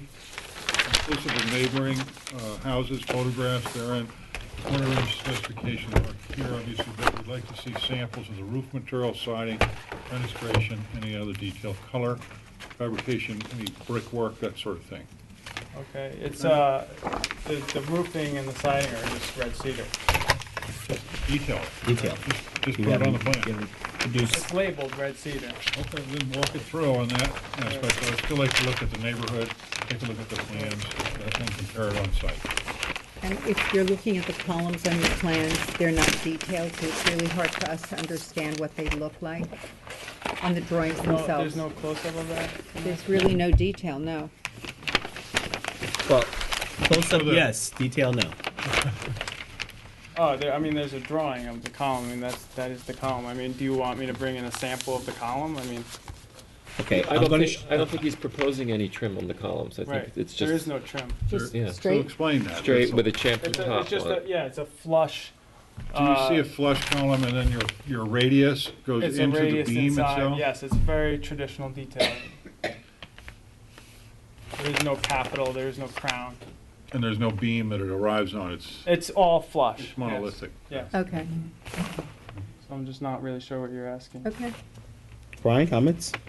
No, as I said, I don't have any issue with the house at all. I think And I it's just nice. finished a house on 95 Layton, which is almost identical in the Okay. look. That'd be photographs of that might be helpful too. Ham, comments? Just, I want to be on the site, I want to take a look at its scale. I think the way we're looking at these drawings is that when it's flush like that, if you can just indicate it, because it's a little confusing, but you know it because you drew it, just like to present it. When it's in one dimension, it's a little bit I can bring a difficult picture. to read.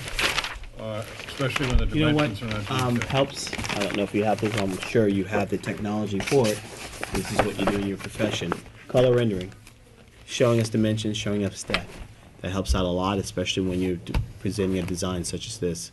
So if you're able to produce something, I'm sure AutoCAD or any other form that you work with can do it in a color form where you could present that. It will help. It'll be helpful for us to look at it from a dimension. Yeah, and the streetscape of Woolley is pretty critical. It's right on the edge of our historic district. It's contiguous with it, so we're particularly focused on the neighborhood there. Okay. So on the two-story structure, you're requesting this board to adjourn so that you can come back with basically do your homework and come back with a new presentation, correct? Sure. All right. Motion to approve applicant's request to adjourn. I make a motion to approve applicant. Oh, I'm sorry, there's public comment. The public comment, please step forward. I apologize. If you could have a seat and share this public. Chairman, do you want to open both these at the same time or do them individually? Let's hear this one. They're here, please. Good evening. My name is Lucy Howard, and I own the property next door at 64 Woolley. And I looked at the design. I have no problem with the design of the house, but it is, you asked about the context and the look of the whole street. It is significantly, I mean significantly, larger than the houses, my house next door and my house across the street. I have two houses. Significantly larger. And my principal concern is screening between my house and the new house.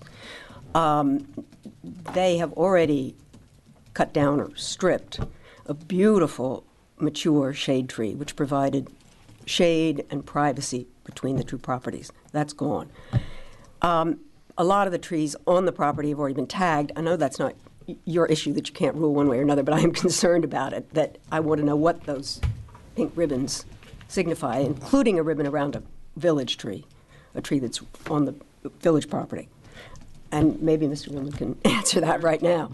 But I am concerned about the screening. Well, screening between the is two part of properties. our responsibility. Right. So- I'm very concerned about that because the trees there are beautiful, they're mature, and they provide not only for screening between the two properties, but for the whole context of the street. Right. Thank you. Any more comments? Please step forward.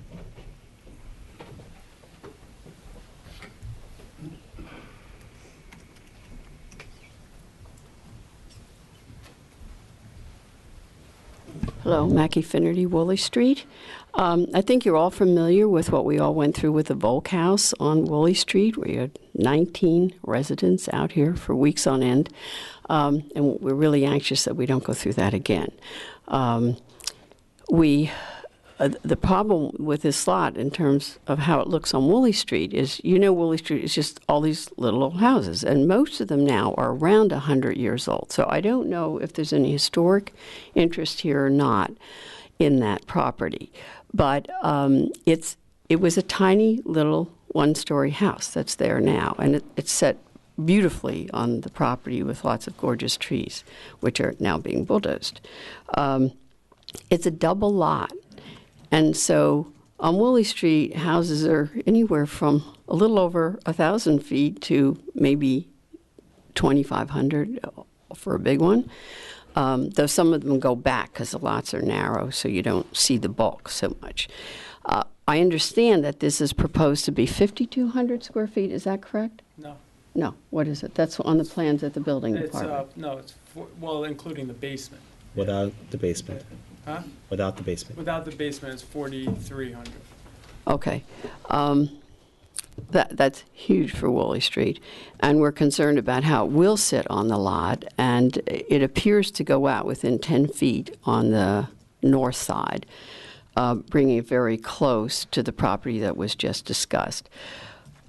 One question we have is that we understand this problem with double lots. It's what happened on Osborne, which just sort of killed Osborne Street. You had all these beautiful little old homes, and now this enormous house that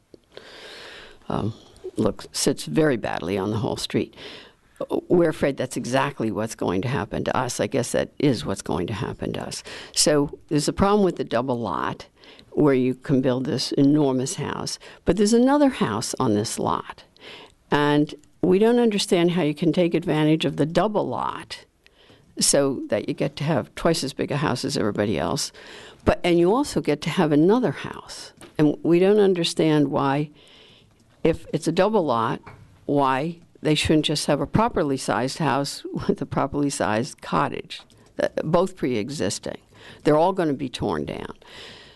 I don't know if you understand what I'm talking about. So instead of just being able to build twice as big a house as everybody else, you also get to build yet another house. And that has not happened on our street before. I don't know, maybe it happens regularly throughout the village, but I haven't heard it here at any hearings.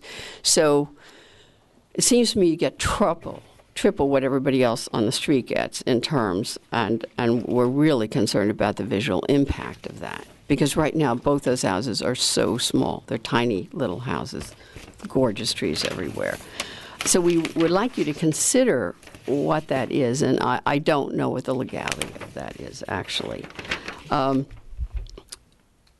They have taken what's probably about an 80-year-old maple tree and stripped it and put a gigantic metal pole on top of it. We're trying to figure out what's the significance. Is that going to be the height of the house? That metal pole was in the tree. They can't pick you up they cannot pick you up for the record. So if you're going to be answering, I would gather all of her questions. Then when you come back up, you answer then. Okay. So it would far exceed, I think, what would be the height limit of the village, if that was the case. We didn't know what this pole was about. And another request is that we've been a little bit hard hit on Woolley Street, where 3 people are trying to change over properties, and they just, when the new people come in, they stop taking care of the property, so they don't cut the lawn. So as soon as the other people moved out, they stopped cutting the lawn. It was always a well-kept property. And now we've had 3 where no one's cutting the lawn, garbage is being thrown on the lot. Yeah. Okay, just asking the people to consider that we are a neighborhood, we really care about it, and to at least keep it up to some minimal standards. That you have to do with as of right, where the applicant has a right to build a home to that dimension, to that size, and also with the additional structures, they have as of right to do so.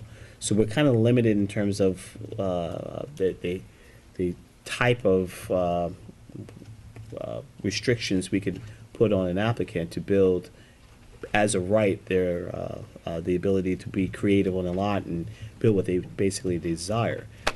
That's the thing that this board has been challenged with for many years. We've been asked to engage in things at times that unfortunately we don't have the liberty to do or the power to do. Unfortunately, we don't have the ability to dictate whether they can put a 5,000 square foot home on their property or 4,000 square foot home. It has nothing to do with the actual size. It's how that home looks, how visually it impacts the neighborhood, and how we can take whatever the volume is and make it not so out of scale to the rest of the community. Hard job, because scale is relevant to sometimes size. So how do you create 5,000 square foot to look like it's not so imposing, not so overwhelming to the community? Difficult job. And that's something that this board's been trying to speak with and trying to talk with the village board to see if we can come up with some more stronger defined language within the current zoning that can assist with that, because we don't unfortunately have that power, but we try. Okay, so if you have a double lot, you can build twice as big a house, and you can still have another house. Is that what you're saying? So you get like 3 bites of the apple or something? Are there 2 C of Os? Yes. Okay. Yes. Yes. The 2 applications, 2 C of Os. For the 2 separate houses? Mm-hmm. So then what applies to the double lot? Because that's all on these same 2 lots. You know what I mean? You're getting the... All due respect, yeah. This is an administrative board. It's here to hear testimony, not to answer legal questions about the lot. If you don't have the information, the board doesn't have the information, and these are questions that you could ask the building department. Okay, well, we did, but we didn't... You didn't get a satisfactory... They said there was going to be a hearing here, so... Well, did they say that this board could answer the questions? They just said you were having a hearing about it, They are, and we could about the attend it, architect. which we did, so. They're having a hearing about the architecture, but not what the rights are of the owner to build on it. Maggie, why don't you clarify that? In the meantime, as a board member, I'd like to get in and look at the site and look at the landscape and the streetscape and compare it to what's being proposed now on the new house, and we've yet to hear about the second application that's on for That's tonight. correct. Okay, well, we did want to say that we really liked what he did on Layton. He did a great job. It was so superior to what happened with the Volk House that Okay. everyone said we wish he had been the builder for the Volk House. So we hope and think he'll do as good a job as he did there, but we need a lot of reduction in bulk. Thank you. Okay, thank you. Thank you. Can I respond? Well, Please. We have other public comment, so please step forward. Good evening, Evelyn Conrad. I would just like to give you some facts that are current. This case is very much before the Second Circuit Court of Appeals at the moment, and you are making a mistake about your duty of the ARB. I'm sorry, I have a cold. And everybody can check what the duties of the ARB are. You can download it from the construction pamphlet on the village site. The duties of the ARB do not mention at any time that you are supposed to enforce the zoning code. The fact that the applicant has a right to put up a house of 10,000 square feet or 5,000 square feet has nothing in the world to do with this issue. Your duties are to preserve neighborhoods, to make sure that what is built is in character of the neighborhood. Of course, you've been violating that right and left. The Second Circuit of Appeals is not quite as accessible as the Eastern District has been. I think you should know this case is being heard. The Second Circuit Court of Appeals is the highest court just under the U.S. Supreme Court. But if you have any questions about your legal position, I do not charge in Southampton. I'm sorry. You're free to ask me. The commercial. And you might use some legal advice other than Mr. Robinson's, too. Yeah, we appreciate the commercial. Next person to speak, please. Step forward.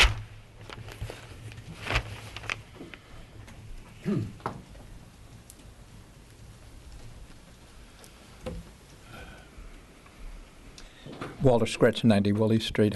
I'll try to be brief and not repetitious. First of all, I want to reiterate what Mackie said about the house on Layton. We're really impressed with that house, the architecture of it, and so appreciate that. Can I ask just a question? There are many huge trees on this property that have pink ribbons. Do those ribbons mean those are the trees that are going, or those are the trees that are I staying? haven't had the opportunity to discuss with the applicant the landscape plan or screening as of yet. Okay. But there's an additional application, same lot, which I'm glad it has been addressed because we will address it at that time. Okay. But the reason I ask is one of them is a village-owned tree, which I think is up to the village to take down. But if you could someone could check that, and I will ask. The other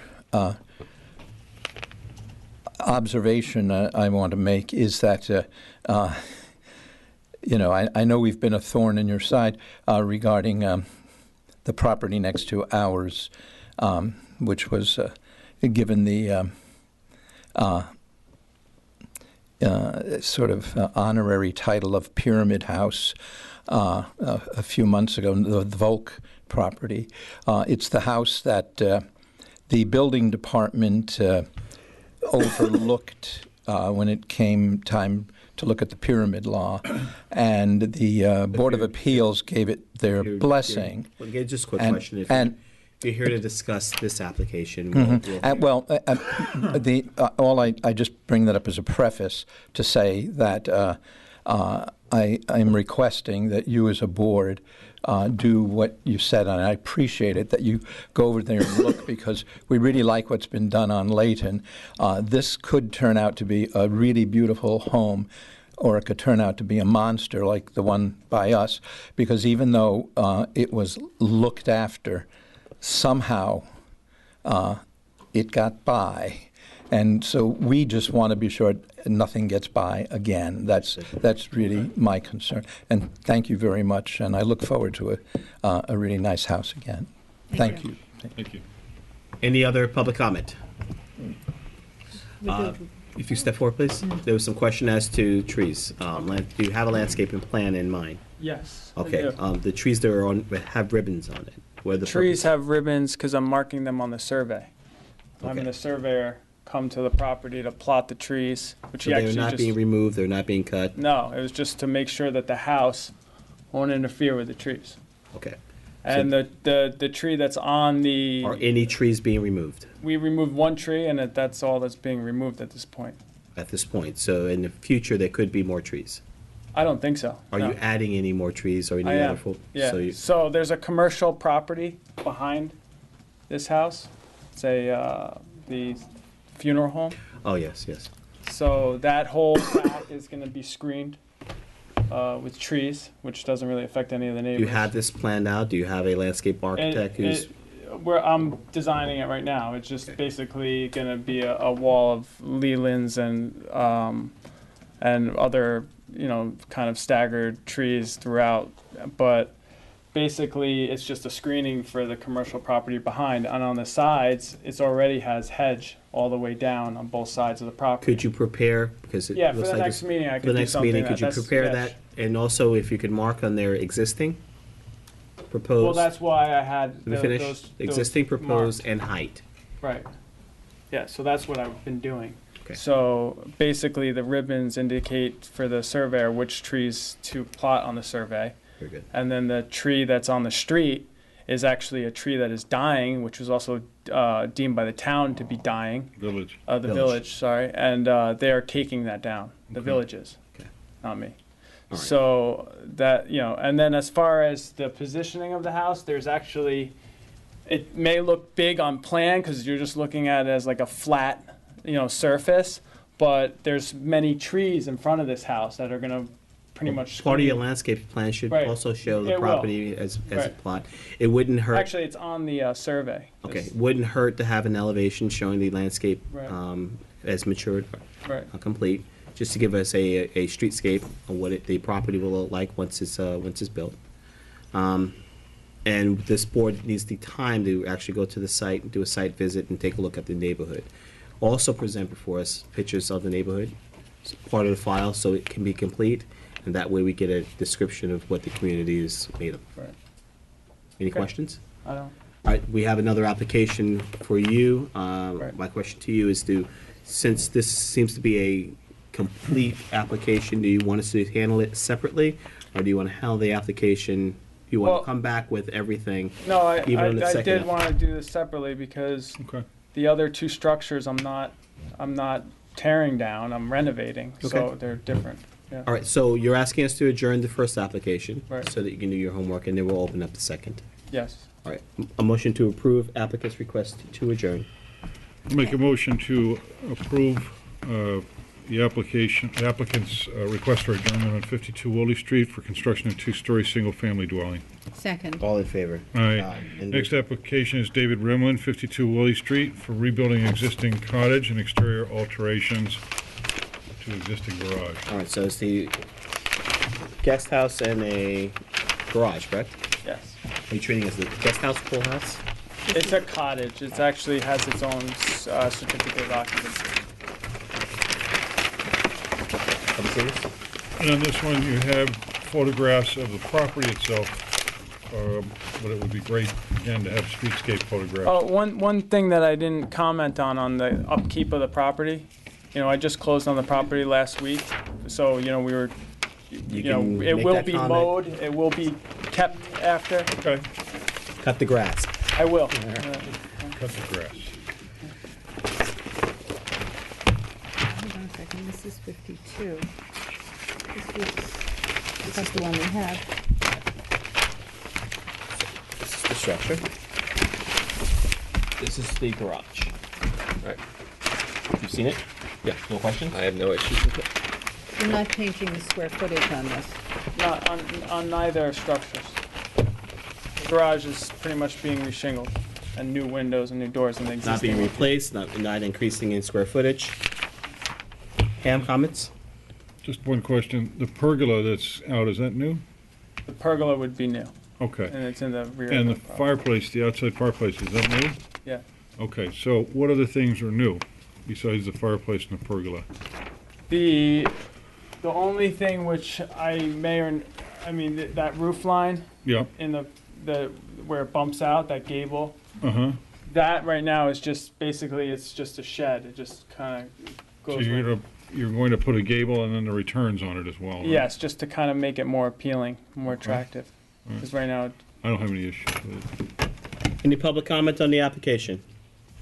This is the accessory structure and the garage. Comments? Anything further from the board? Have you guys seen this? Okay. No more comments. Well, motion to approve.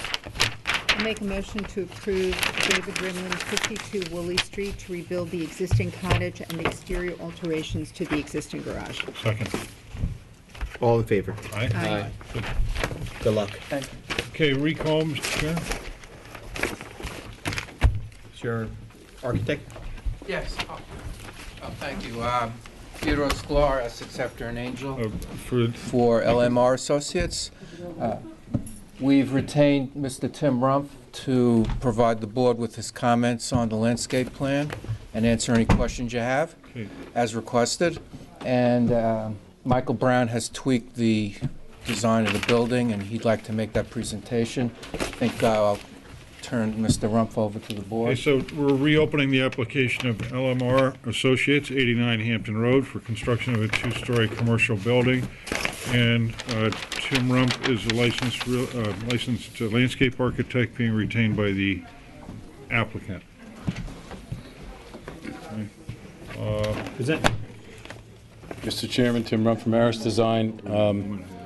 I was asked by the team and the client to take a look and review the approved landscape plan that was done by my friend and colleague George Lynch, who is no longer with us, and looking at kind of the appropriateness of the plantings that are proposed, and that was approved by the planning board.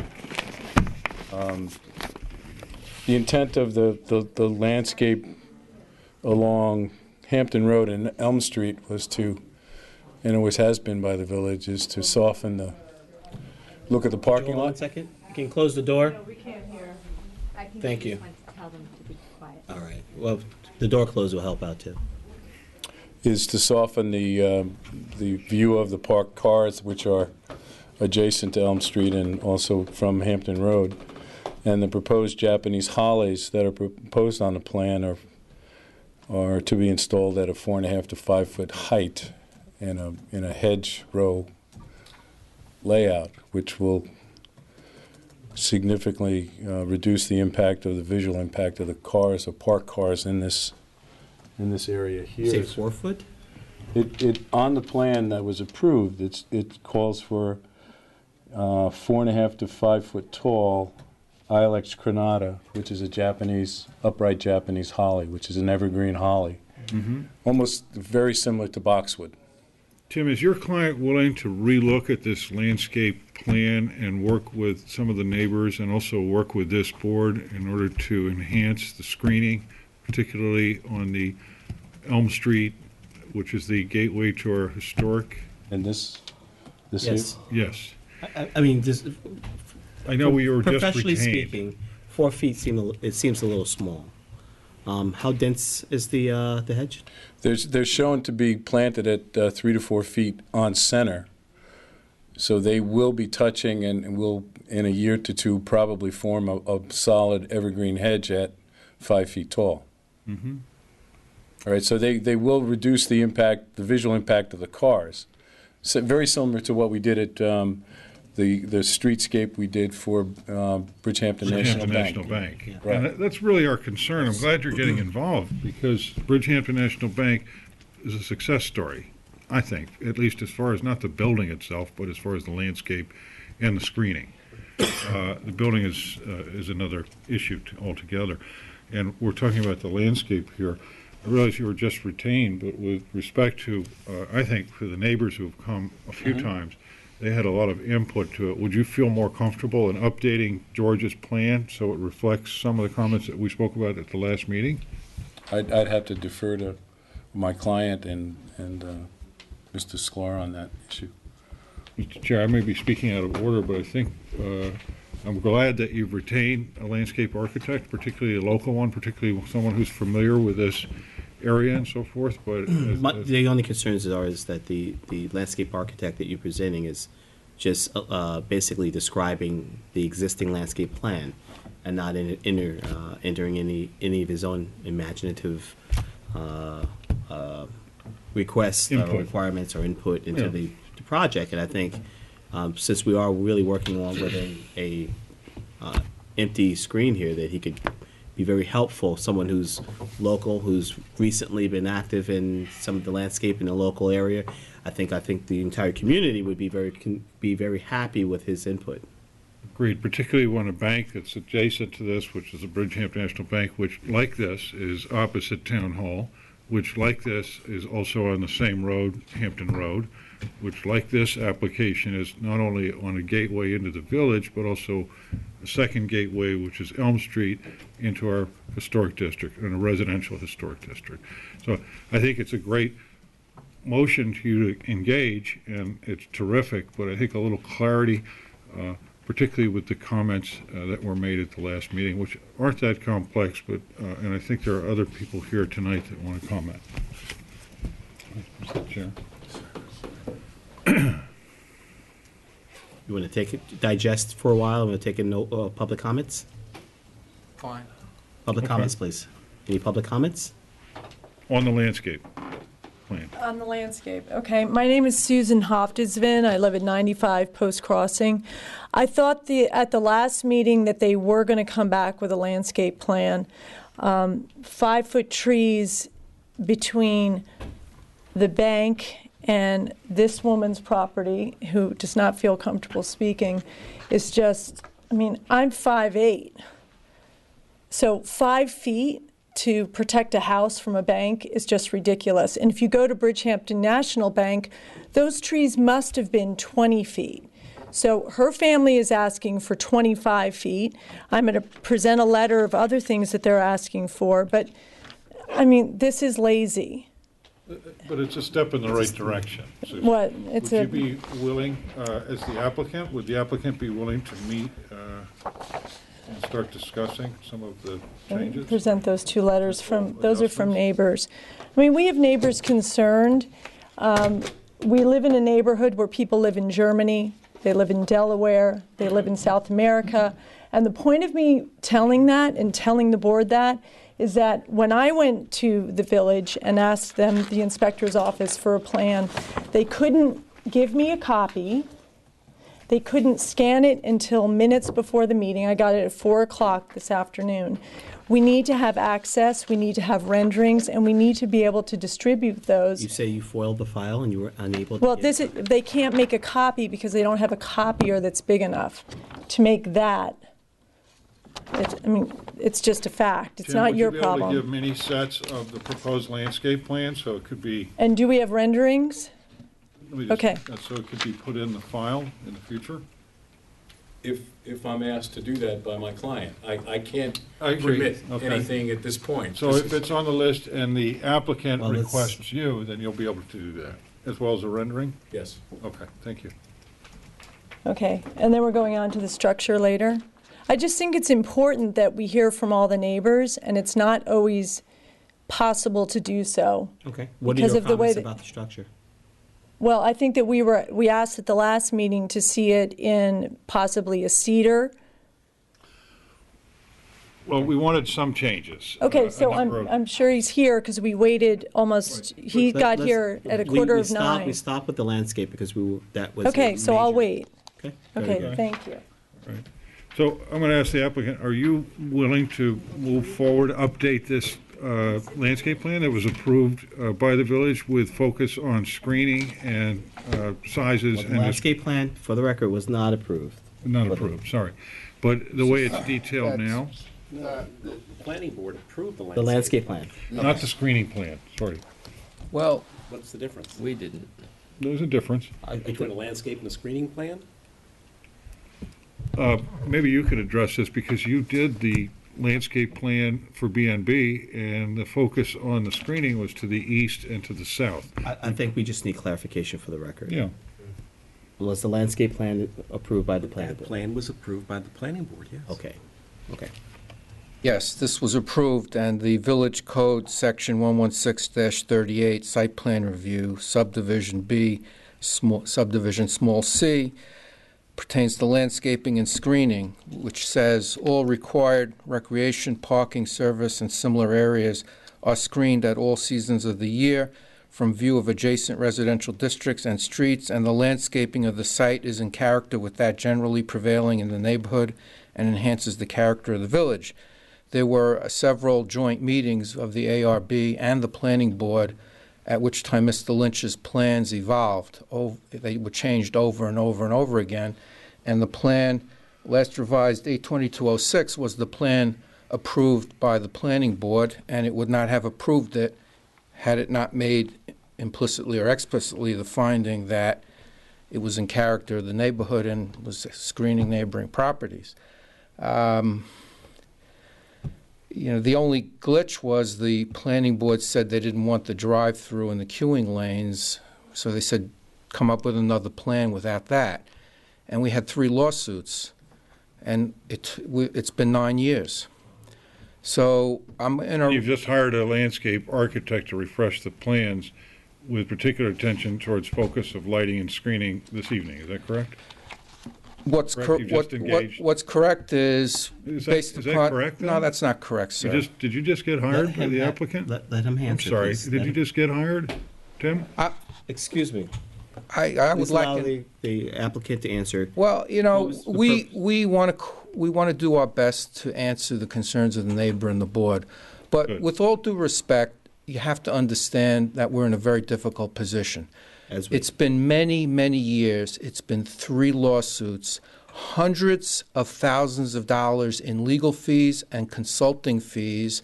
The neighbors had the chance, and they did come down to the planning board and the joint ARB planning board meetings to comment on the landscape plan, which was approved. So I'm not sure what I tell Dr. Weinberg now. Is there to be a meeting convened with the neighbors on the site to take a poll? What would you like planted? We have the professional here. It's not my area. It's Mr. Rumpf's area. And I'd like him to stand up here and tell you whether he concurs with the findings that have been made, that this plan adequately meets the provisions of the village code on landscaping and screening. Now, there's a problem here because there's conflicting jurisdictions between the ARB and the planning board. And, we're going back and forth in a little bit of a whipsaw here. We had, at the request of Mr. Robinson, joint meetings, and he specifically said to consider the landscaping. That's in his letter, that's in the record, and that was all done. Sir, I don't think this board is telling you or recommending you, is asking, is it a possibility, based on the fact that you've just, from what we see, hired a new landscape architect locally who understands the community in the area, who has done a massive amount of work here locally, and since he is now part of the project, would you take in consideration an alteration to the plan? This board has not said it's asking you to, requiring you to do this. Just asking, is it a possibility? I don't know what the alteration is going to be. If the suggestion is the bushes on Elm Street, which screen the parking, should be higher than proposed. Well, that's what very well may be. Well, the answer to that's going to be no, because this is a commercial building in a commercial district, and it can't be made invisible from potential customers, and that's not going to happen. Now, if there's a concern about the neighbor to the north, whether or not that is adequate screening, I think Mr. Rumpf can address that. and I turn it over to him. Okay. If,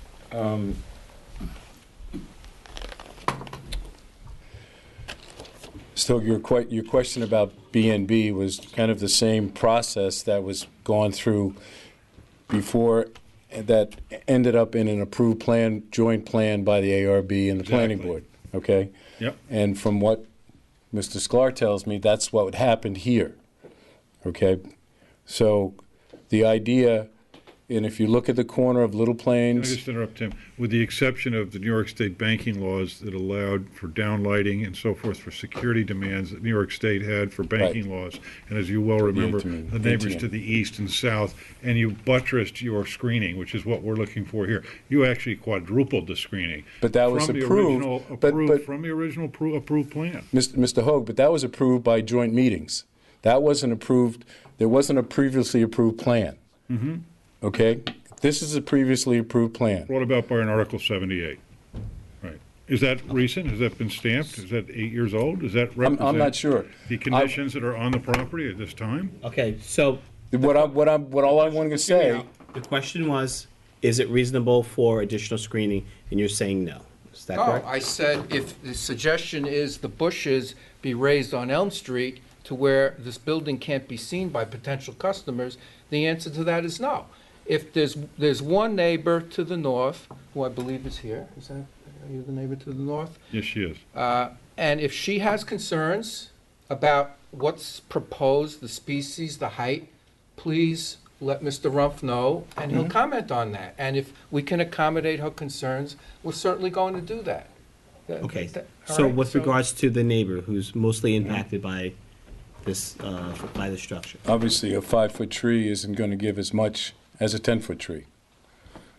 You know? Different species are thicker, as we all know as well, right? There are. Okay. Right, it's a different type of plant that would be used in that location. Just to go back to the comment on Elm Street. Sure. The Ilex glaber, which is the inkberry that screened the parking lot and the travel way, Right. is only 48 inches tall But it's at thick. B&B. And this, the way this is planted, Mhm. is going to be taller and as thick. Got it. Okay? So Elm Street and Hampton Road are adequately screened. You feel that way? Yes. Okay. And which will reflect what B&B is. Because of the species and Yes. because of your experience So, with... but this is over time. Well, planted this thick, they will do a very good job when they're planted, okay? Okay, so from the beginning, you're saying. Right, the it's going to do a very good job. It's, as it grows and it becomes thicker, which is the same thing that happened at B&B when those ilex grew to a 48-inch tall. What's the average annual growth?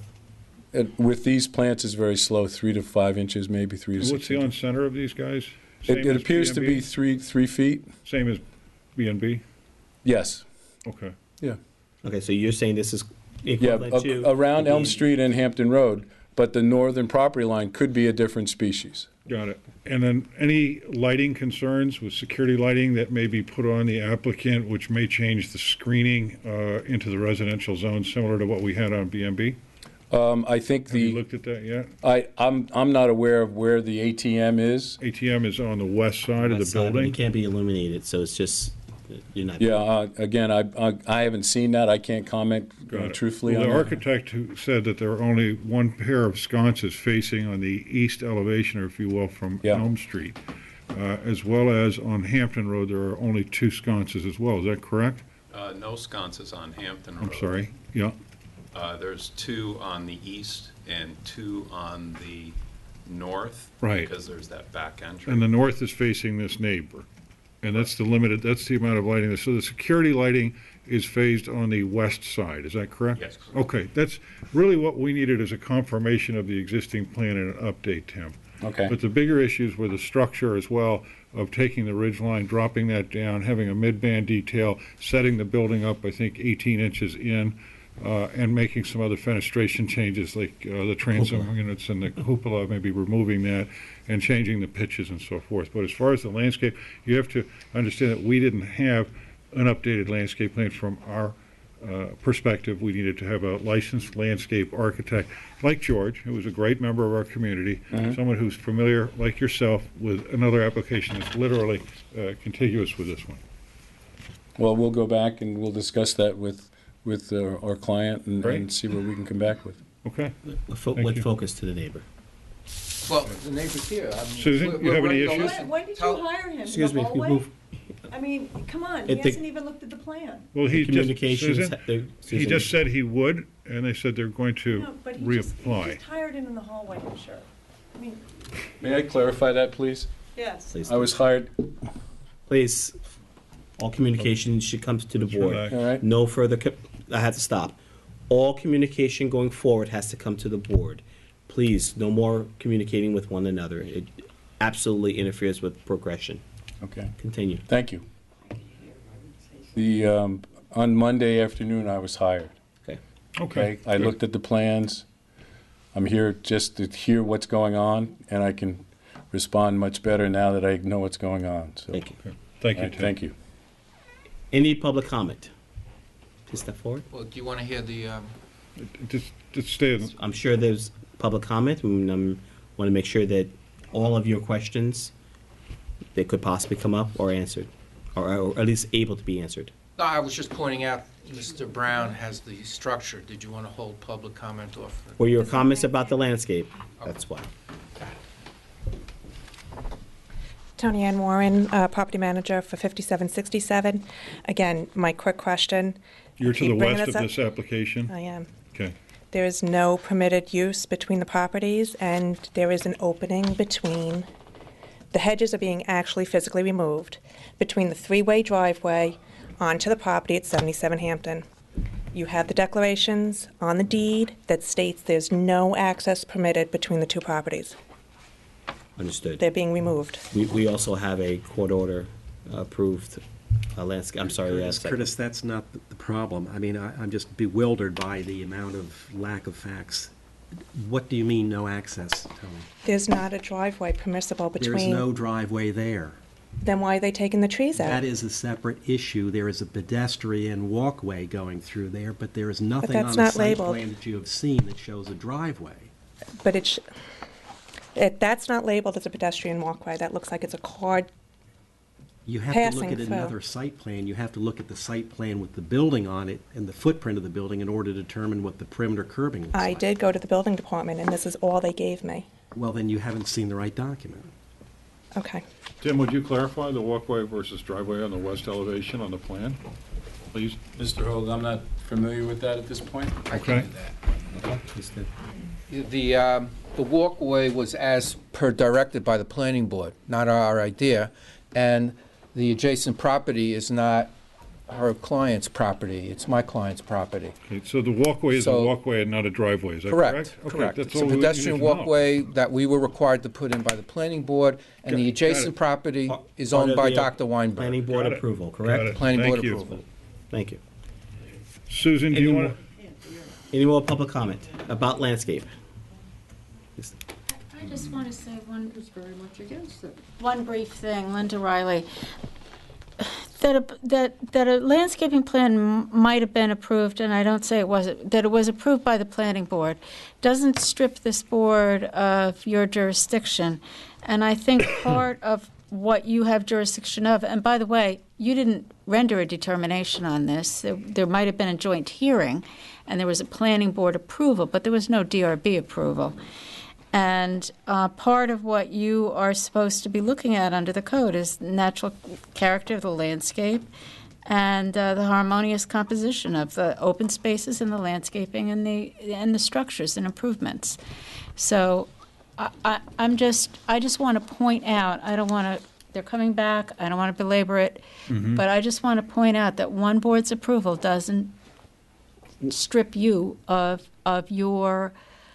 And I think that's why they've hired a landscape architect, because that's what we requested. And then also, I think they're coming back to us with some clarification of the plan. Good. Okay. And then we were going to look at the So, structure, Mr. Any Chair. more comments about landscape? Could I just add, Mr. Rump, do you want to give your phone number and address? No. No. He's coming back with a cleaned up He can do version. so in private. He's going to clean it up. Do you Update. understand what you're supposed to do? Tim, you're going to update this plan and clarify it so it can be explained with a little more detail on it. And I think the on-centers are one of the things, as well as the fact that that walkway is clearly defined as a walkway, perhaps. That's not shown on this plan. That's not shown on this plan. And then also on the north, we had started discussions about having more screening on the north side of the applicant's property, but we never got any further. So I know that you have heard that neighbor request for some of it. You can put an eye towards that as well. Okay, great. Structure.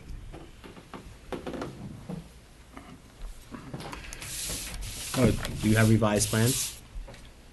I'm sorry? Do you have revised if I could- plans? Yes. If I can just bring Brian up to date on this, what we'd asked to do is to stagger the ridge line, so the primary structure was, the rear structure, the northernmost structure was submissive to the primary structure.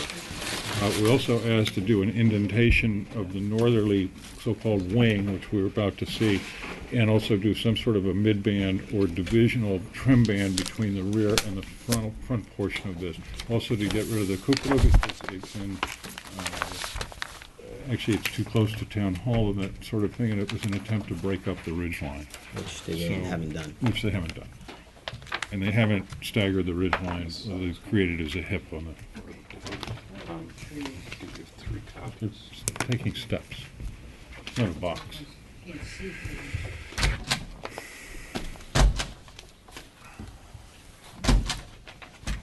Is there a second model, or is this it?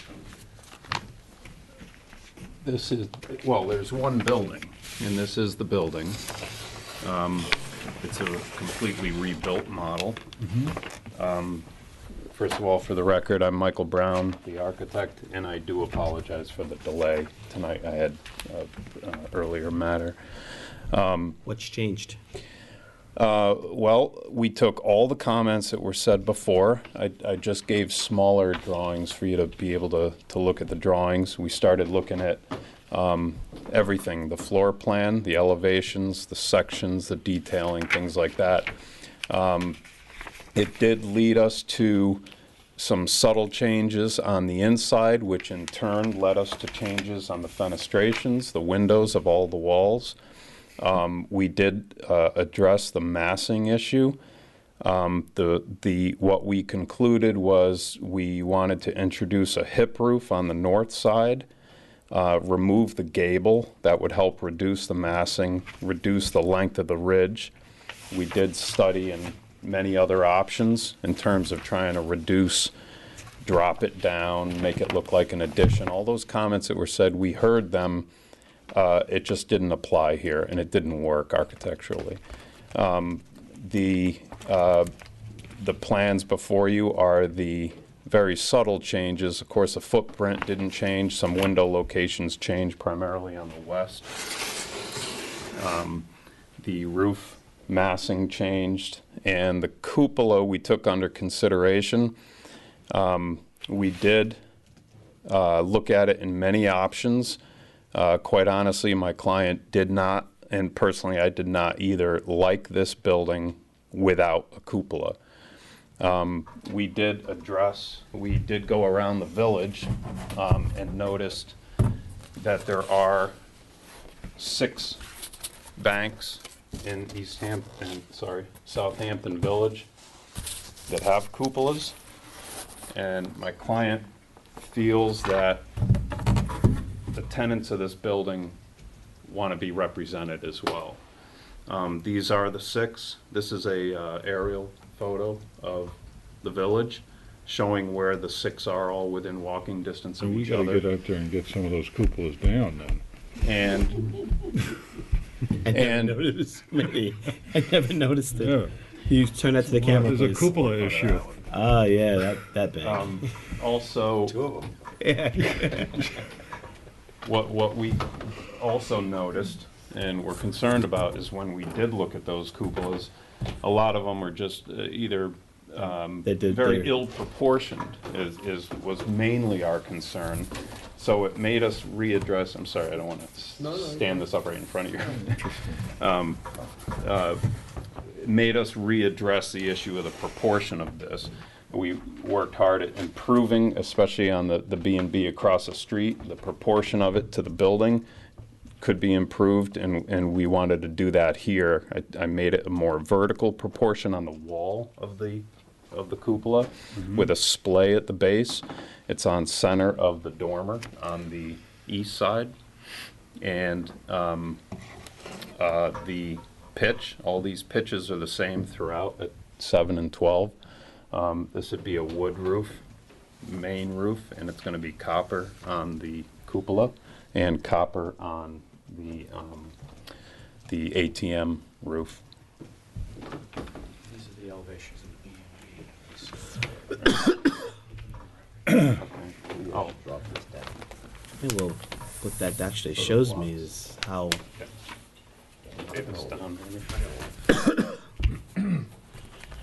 I did want to leave larger. Continuous Juliet balcony that you have on the east elevation, on the Elm Street side, is there a reason for that? On the Elm Street side. The other side. Turn it around. Spin it around. Well, it is the main entry to the building.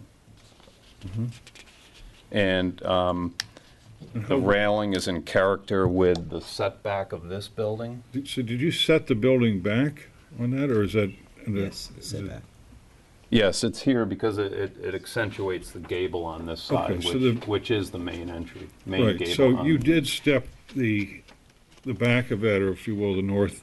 Yeah, the wing back, a little the bit. back wall is stepped back on the second floor, creating a little deck appearance on the front facade with a railing, and that railing detail is continued around the building. It's continued on this, which covers the Right, and you have a drive-through. mid-band detail on Hampton Road as well. The mid-band does continue at that level around the whole building. Right, okay. And just for the record, I have larger copies of the existing B&B building here. No, If we're you need familiar that with for it. the- Okay. Thank you.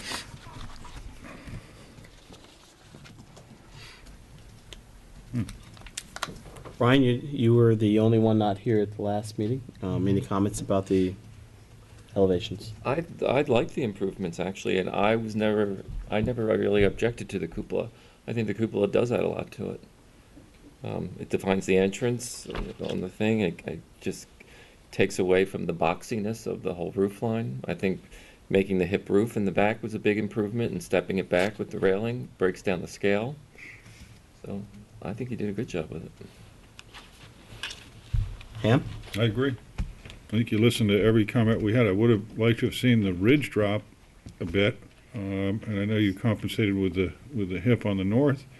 That does not, though. But I think it looks okay, because of the gables that you have on the east side. It breaks it up. I like the step back. It's good. It's a handsome building. It's a bank. Yeah, but it looks has like a soft. Well, no, it's a bank. It looks like it is. It's a bank. I mean, we can address this any way we want. It's a bank. It's always going to look like a bank. Well, it's a good job of responding back to the community. Thank you. Very much so. I think you want to ask for some opinion? or you good? I'm sure that there are, but not in historic district, in the gateway. Any issues? No, I think it's a pretty creative approach to it. It kind of looks like an academy. You know, there's a massing and a form that this is a reference to, and I think it's not that, but I mean it has that sort of quality to it, and I think the cupola improves that. Yeah. I think it does. Any public comment about the aesthetics? Susan? Aesthetics? You going? I can't see her. No, I'm here. Susan Hoftisman. I just thought that maybe he was going to come back and show us a cedar sort of exterior, because the neighborhood is a combination Cedar of roof? gray. They did Well, put it- cedar shingles versus the gray, because there is a mixture in that neighborhood, predominantly cedar shingles. So your roof is natural cedar, correct? natural cedar, And your right. siding, we had spoken about last time as being a natural cedar that are you staining that? It's pre-stained as the gray. But it's a cedar material. So it's the equivalent just- to the adjacent to buildings, which were the hospital, Dr. doctor's office, and that would be our friend's buildings, correct? I'm not sure if I. Okay, the adjacent two buildings are Gray Cedar Natural. Gray, yes, the immediate adjacent, I think, is white. Okay. But this is a lighter gray. Yeah. I think the doctor's office right next door is white. I think. Okay. But I did talk in length with the client about using natural cedar. Personally, and fortunately, we're on the same lines. I'm not a big fan of just natural cedar on the walls. I do love natural cedar for the roof, especially red cedar, because the roof tends to kind of call it patina at the same level when it's on the roof. It gets the same exposure. That's not the same with the walls. When you have a northern wall, red cedar tends to blacken over time. It just gets like a mold in it that doesn't happen on the south because it gets bleached by the sun. Yeah, we know so that. You end up getting two faces. Because we all have two tones. houses in the I know. historic district with and a lot of them cedar, are beautiful, yeah. but my client really did not want Okay. that. He wanted a more uniform approach. Susan, do you like the changes that they made to the hip, the fenestration, the railings, and breaking the building up and so forth? It's, you know, I think they it did. looks like a big bank. I think they did a great job. I think you guys did a Any more terrific public job. comment? Thank you. Any more? So you're still preparing landscape, finalizing the landscape? We'll do as you requested. We'll have Mr. Rumpf redraw it. And, Okay. I don't have any issues with the structure as it is now, just to be on the record. And So it doesn't seem like there's any issues with the architecture, Thank you. with the elevations, with the structure as a whole. There's going to be clarification and some update on the landscape plan. I appreciate Mr. Hoag explaining what you needed. You understand I what think to we're do? clear. If we Okay, can sure. really be Okay. sensitive to the one neighbor who, quite frankly, please. Not asking you, not requiring you to do it, but please, you can be more I think we have the professional to handle it. I think we do. So you're asking the board to adjourn so that you can Yes, prepare? please. Motion to approve applicant's request to adjourn. Make a motion to approve the applicant's request for adjournment on LMR. Second. All in favor? Aye. Okay. Thank you. Thank you. Thanks for responding back to our request. And, What's left for the minutes from April 22nd? We don't have a quorum. Well, Esther, we gotta get her back in.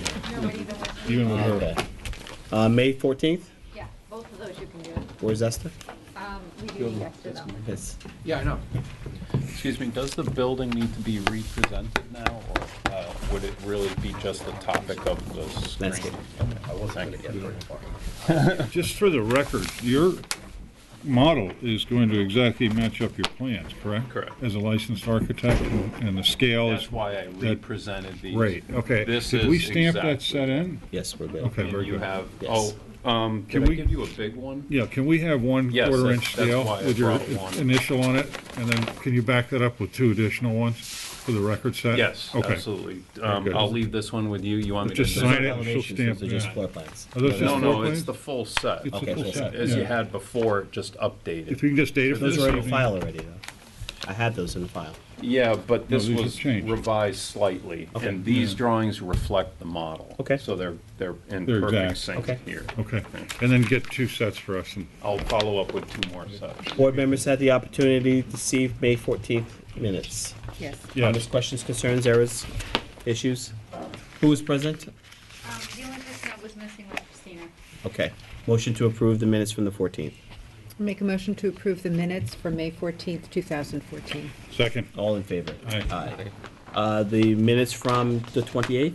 Brian was missing, everybody else is present. No issues? No issue. Motion to approve the minutes from the 28th. I make a motion to approve the minutes for May 28th, 2014. Second. All in favor? Aye. Do we want to have a discussion about moving a meeting? I'll put it on the floor.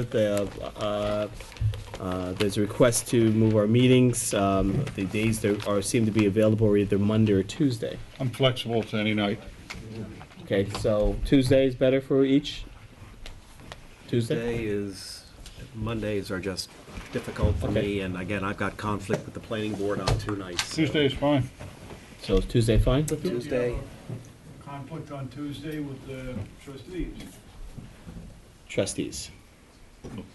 And Mondays are conflict. Thursday? Thursday is the worst night for board meetings that you can find. Killing me here. All right, well then. I think Mondays are fine. We used to have these meetings on Monday. We switched them to Wednesdays so that they were more appropriate. Monday is fine for me.